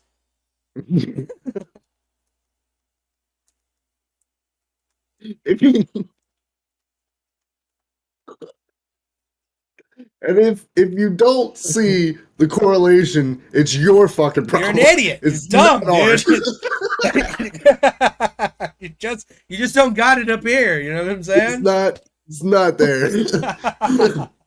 I mean, come on, dude. They're a heavy metal band from Boston, Massachusetts, who signed to Fearless Records. Like, that doesn't scream Lionel Richie. Which happens to be Lionel's label. Fucking it's elementary, dude. If you don't know it, like what the fuck? Dude, Oh, dude. But that band's pretty fucking amazing. They've been around doing some great shit. You know they've been around since 2000, Yes. right? When they were in Yep. high school. Yeah. And the only member left that's original is the lead singer. Stan's grown. He is the band. He is Ice Nine Kills. And Yeah, not to dude. take anything away from He's 100% doing it for Lionel. one or still on that. Nah, it's all for Lionel, dude. Every time he goes on stage, he's got his Lionel Richie shirt on, you know? Yeah. For Lionel. He ain't dead, but it's for you, man. Yeah. You know, you've made me everything that I was when I was in school in 2000. Right. Starting Ice Nine Kills about horror movies. Right. But they did a tour in 2012 with Attila. Yeah. Yeah. And you know, it is funny because we're talking about a couple bands like 12 Foot Ninja and Ice Nine Kills. Yep. Didn't know anything about them till this year. Mm-mm. You know, No, I mean, it's just funny. I've known of Ice Nine Kills, but definitely nothing on 12 Foot Ninja. Yeah. So I just think it's funny how long bands will be around before like they really get around, and then when they get around, they're getting around. Because like I was telling you, like I was singing the song that somebody else was singing, you know what I'm saying? And then she's like, dude, do you hear me singing? I'm like, no, but we're singing at the same time, dude. So the same song is getting in our head. So, you know, they're just infiltrating everybody's fucking ear holes, you know? And they're doing some good shit because like they're not the only band to do horror core, I'll say, you know what I'm saying? But they're not doing horror core in the sense of how other bands do it, like Wednesday 13. Wednesday, yeah.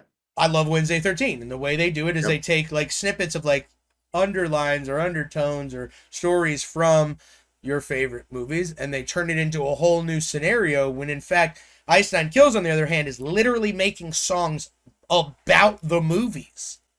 Right. Like Hip to Be Scared, like has like parts in it about returning your videos and shit from American Psycho, and like parts in there like Spencer's doing the voices, but it's clips from the fucking movie. Right. You know what I mean? And it's just 100% giving homage to like the movies themselves, which all the other ones are inspired by horror movies, but not directly about them.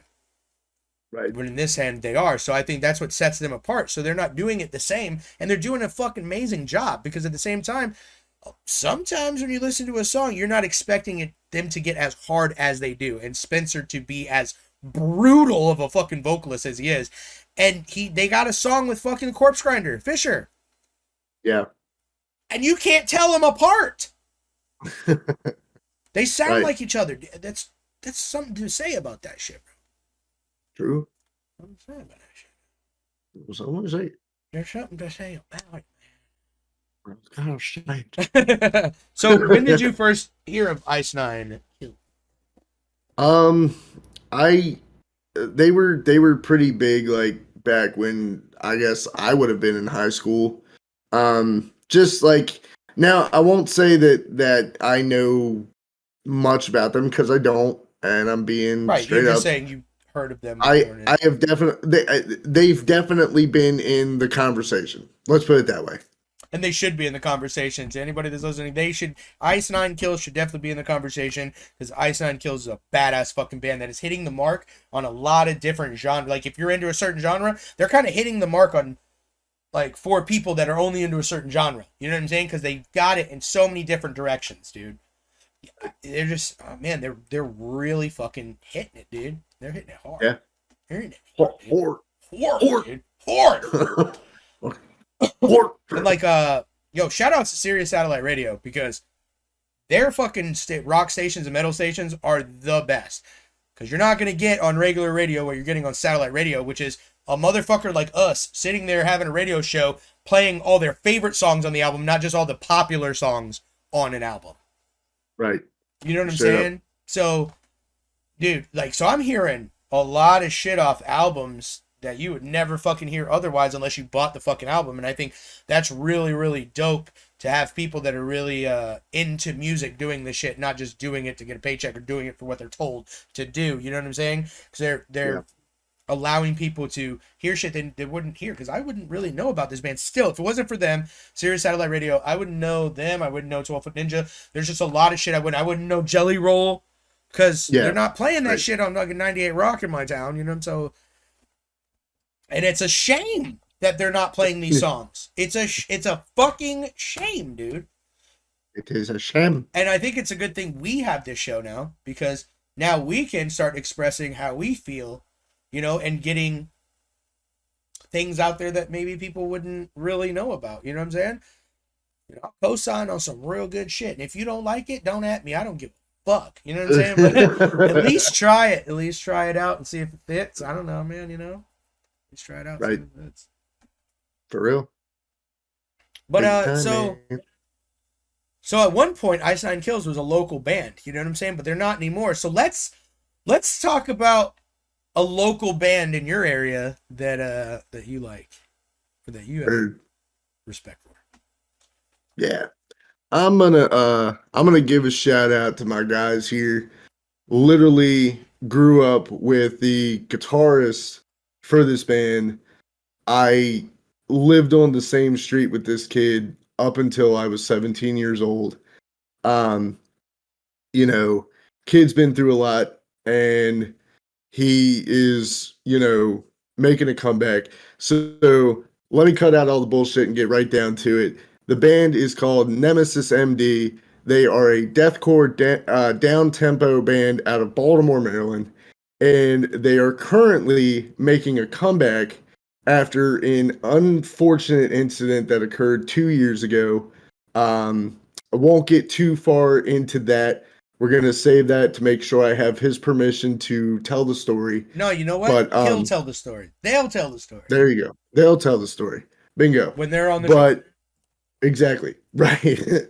But I am proud to say that they're making a fucking comeback. They're They're making a brutal as they're making a fuck, bro. They're fucking everywhere. They are making a fuck, dude. Gil. They're making a fucking comeback, and they are brutal as ever. Their new single, Near Death Experience, which dropped November 2nd, is out now on Spotify and all other streaming services, as well as the promise of a new album entitled Shadow Demons to follow on December 3rd this year. We are also not sponsored or paid to say any of these things. This is not a paid promotion at all. This is just how he feels. Straight up. For free. For free. For free. So just had to put that out there. So let me tell you what, if you appreciate deathcore, if you appreciate down tempo, if you appreciate fucking straight up brutal music, these guys are definitely for you. They'll punch you in the fucking face. It hits that fucking nerve that you're looking for. If you absolutely can't wait for Shadow Demons to come out, you're in luck, because you can check out the rest of their discography, Nemesis Part 1 and 2, on Bandcamp at nemesismdheavy.bandcamp.com. And if you really don't give a shit, you could just find them straight up on YouTube. This is exactly, I saw their lyric video made today by some other asshole that had nothing to do with the band. And that's how good they're doing. And it was Near Death Experience, right? Near Death Experience. Yep. This shit was brutal as fuck. So yeah, no lies on that. And the you're listening to the song and you're reading the lyrics, you're like, fuck, dude. Yeah. The thought process on that, I can't wait till he's on, because I really want to know where your mind was when you were writing this. Yeah. Because it's fucking intense. It's something, you know what I'm saying? It's something that a normal person just don't fucking know about, you know what I mean? To talk about like that, but he's hitting it on the head. And it's brutal and it's amazing. And if you love heavy music, and you like dark shit, that's it. That's it right there. 100% it. Yep. It's 100% it. Like fucking, like I said, I'm super proud of these kids, man. Like I said, I've known them for years. And to come back from what he's come back from, and to still be as brutal as ever. Yeah. That's a fucking testament in itself, man. So can't wait to have him on the fucking show, man. It's gonna be dope as shit. Fucking again, band is Nemesis MD. Fucking check him out. So when we were talking about, fucking love for the locals, you know what I'm saying? We were talking about it earlier. The first thing that pops in my head, honestly, is the band Crossbreed. And the Yeah. reason being, I grew up on that shit, and there's been a lot of local bands. Like everyone has a fucking band. You know what I'm saying? This is what I was saying to Kendi earlier. Everyone's got a band, but not everyone makes a band that's fucking great. You know what I'm Yeah. saying? Like, oh man, they really hit it. And again, I told you I like industrial music, and they are 100% industrial metal. But Yeah. but the lead singer James, he reminds me of fucking Chad Gray a lot, and they are in Yeah. no way related or know each other. You know what I'm saying? But the way he fucking hits notes and shit, and that feeling that Chad Gray gives me, he gives me. It's the same Yeah. shit, you know. And they hit it hard. They got together and they didn't break up for a long. They made it to MTV2. They went on tour with Dope. They and I forget who else. It was Dope and someone else on the tour, some other really big fucking name. And they toured the Midwest. They're from Clearwater, Florida. You know what I'm saying? Around my area, their bassist hung out in my same group of friends and shit. You know what I'm saying? My homeboy Arthur, I was talking about earlier with the As I Lay Dying, was Yeah. jamming. You know what I'm saying? With them. You know what I'm saying? Shit like that. So we were always around each other's group of friends and shit. You know what I mean? But I loved them because their music was fucking fire. Now, their live show was even cooler. All black light paint, makeup, with like glowing tubes, like if you had breathing machine in your nose, all glowing tubes like blinking and shit while their eyes are glowing with this fucking extreme like green and orange paint with belt sanders against their equipment and shit, making Right. sparks everywhere and shit, just incorporated in the fucking show and the songs without missing a fucking beat Hell yeah. on their actual instruments. Dude, insane to me. Fucking crazy. And then in 2010, they they called it a hiatus. And I'm like, no, fuck no. No. Right. And I'm thinking, how can a band call it hiatus like that after like growing and getting to that height of now touring out of your state? Because it's one thing to tour your state. It's another thing to tour out of your state because now you're making it. Now the nation is hearing you. You know what I'm saying? And then when you tour out of the nation, you're now worldwide. So they were on their way and they called a hiatus. And it was because James and another member of the band felt like they never had a chance to branch out, try another project. Everybody else in the band had done other projects before, on other music or had other things going on, but they had never got to do anything else. So they called a hiatus to do other ventures, right? But always had a studio, you know what I'm saying? Where James always had the studio where everyone makes music, whatever the fuck. Always doing that shit. He did another band called like Shabuti or whatever, or Shoe something. I forget what the fuck it's called now. But it wasn't that it was bad. It wasn't that I didn't like it. It wasn't crossbreed, right?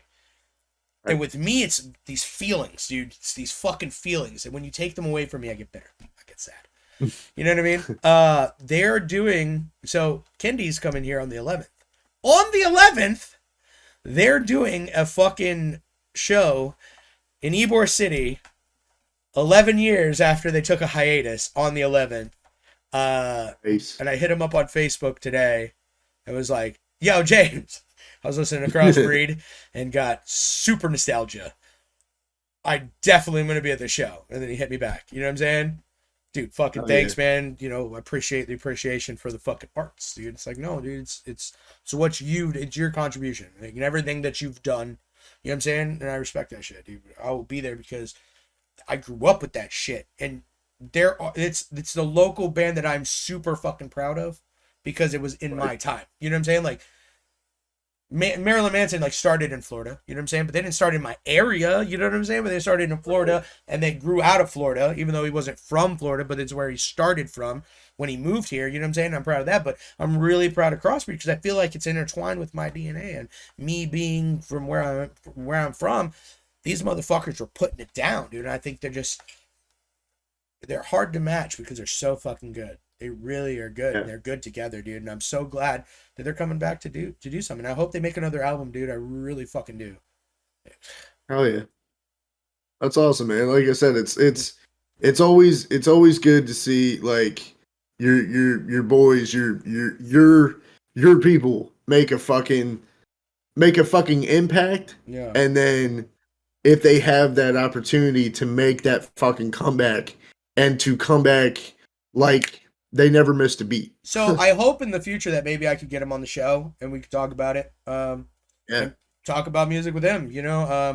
I think it'd be really interesting and awesome, but could be something we can do. You know what I'm saying? But I think sure. those are two good fucking local stories, man. Because fucking Nemesis MD, and I think it's funny that they're putting it down for their town so much or their state so much that they put MD in their fucking name. I'm like, MD, doesn't baby. mean medical doctor, it means Maryland. Maryland. Maryland, motherfucker. No, man, they're fucking excellent. No, They're excellent, dude. I think I could be wrong, and I'm sure they'll let me know. But I'll I let think you it know. was like, how would you know? Just if you're wrong and I know it, I'll let you know. Uh, So that's all really I'm saying. I, I'm pretty sure it was like the whole Ghost BC thing. I think the MD part is only there because there's already a band called Nemesis. Sure. But like this has been an amazing conversation. It's been an amazing time.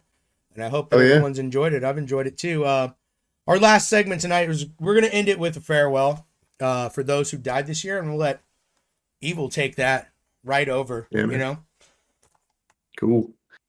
Yeah, man, we would be remiss to not mention these people, um, their contributions, what they meant to the metal community, um, and the rock and roll community.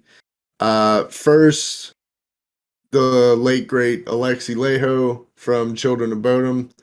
Um, Man, I'll tell you what, like that whole uh, melodic death metal thing, like I Children of Bodom was the band that got me into melodic death metal. Real Um, quick, yep, black metal. That black metal close enough, undertone. Yeah. So close enough. yeah. But but yeah. So like big loss there, dude. Fucking rest in peace, Alexi. Next, as we already said, but you can't say it enough. Fucking number one, Joey fucking Jordison. Um, Man, there's not enough time to say what Joey did, what Joey meant, uh, to your regular run of the mill drummer to fucking your favorite drummer was a fan of Joey Jordison. I guarantee it. Yep. I guarantee it. Yep. So Old heads were a fan of Joe Jordan. You know what I'm saying? Because you can't not be. You know what I'm saying? Like, you right. So rest in peace. rest in Number peace. one, Joey Jordison. Next, man, guy is just a fucking. The word for him is OG. He's a fucking OG. He was with this band from its conception until his passing. And that is the late great Dusty Hill of ZZ Top. One of the Fucking sharp dressed men. one of them sharp dressed men, bro. Like I feel like I feel like ZZ Top is one of those bands that there really is nothing bad to say about them. They're that feel good music. Just They're fucking rock and roll bluesy. Just smoke you a put it joint, on, drink a beer, fucking dude, hang out. fuck it, right? You're gonna have Like a good time, you know? straight up, I don't think there's anything bad that you can say about them. And fucking big ups to Billy Giddings for, I mean, like I said, it was Billy and Dusty. Like they fucking are ZZ Top. And he could have, been like, "Hey, my fucking brother, my soulmate, my best friend passed away. That's the end of ZZ Top. Like it's been a good run, but he's keeping it alive in Dusty's memory. He's still out there. He's soldiering on. So fucking big ups to Billy on that one, Hell yeah. and rest in peace, Dusty. And keep that shit rocking or Dusty. Fucking You know what right. I'm saying? Rest in Fucking peace. right. Rest in peace. Fucking Hold it right. down. And last but certainly not least, Mike Howe, the lead vocalist of Metal Church. Um, I gotta say, man, I'm like I said, I'm keeping things authentic. I'm being Sure. 100%. 100%. I never could say that I had given Metal Church its just due until Mike Howe passed away. And then I was like, you know what? Like I saw the billions of comments like how he fucking was so influential and this and that and this and that. And I'm like, well, and please don't take this the wrong way, y'all. I was like, how the fuck could he be so influential? And me, who I lived, breathed, fucking ate and shat fucking metal music, I was like, how could I not have listened to this band? And I gave them their fucking just due, and I got it. I got it instantly.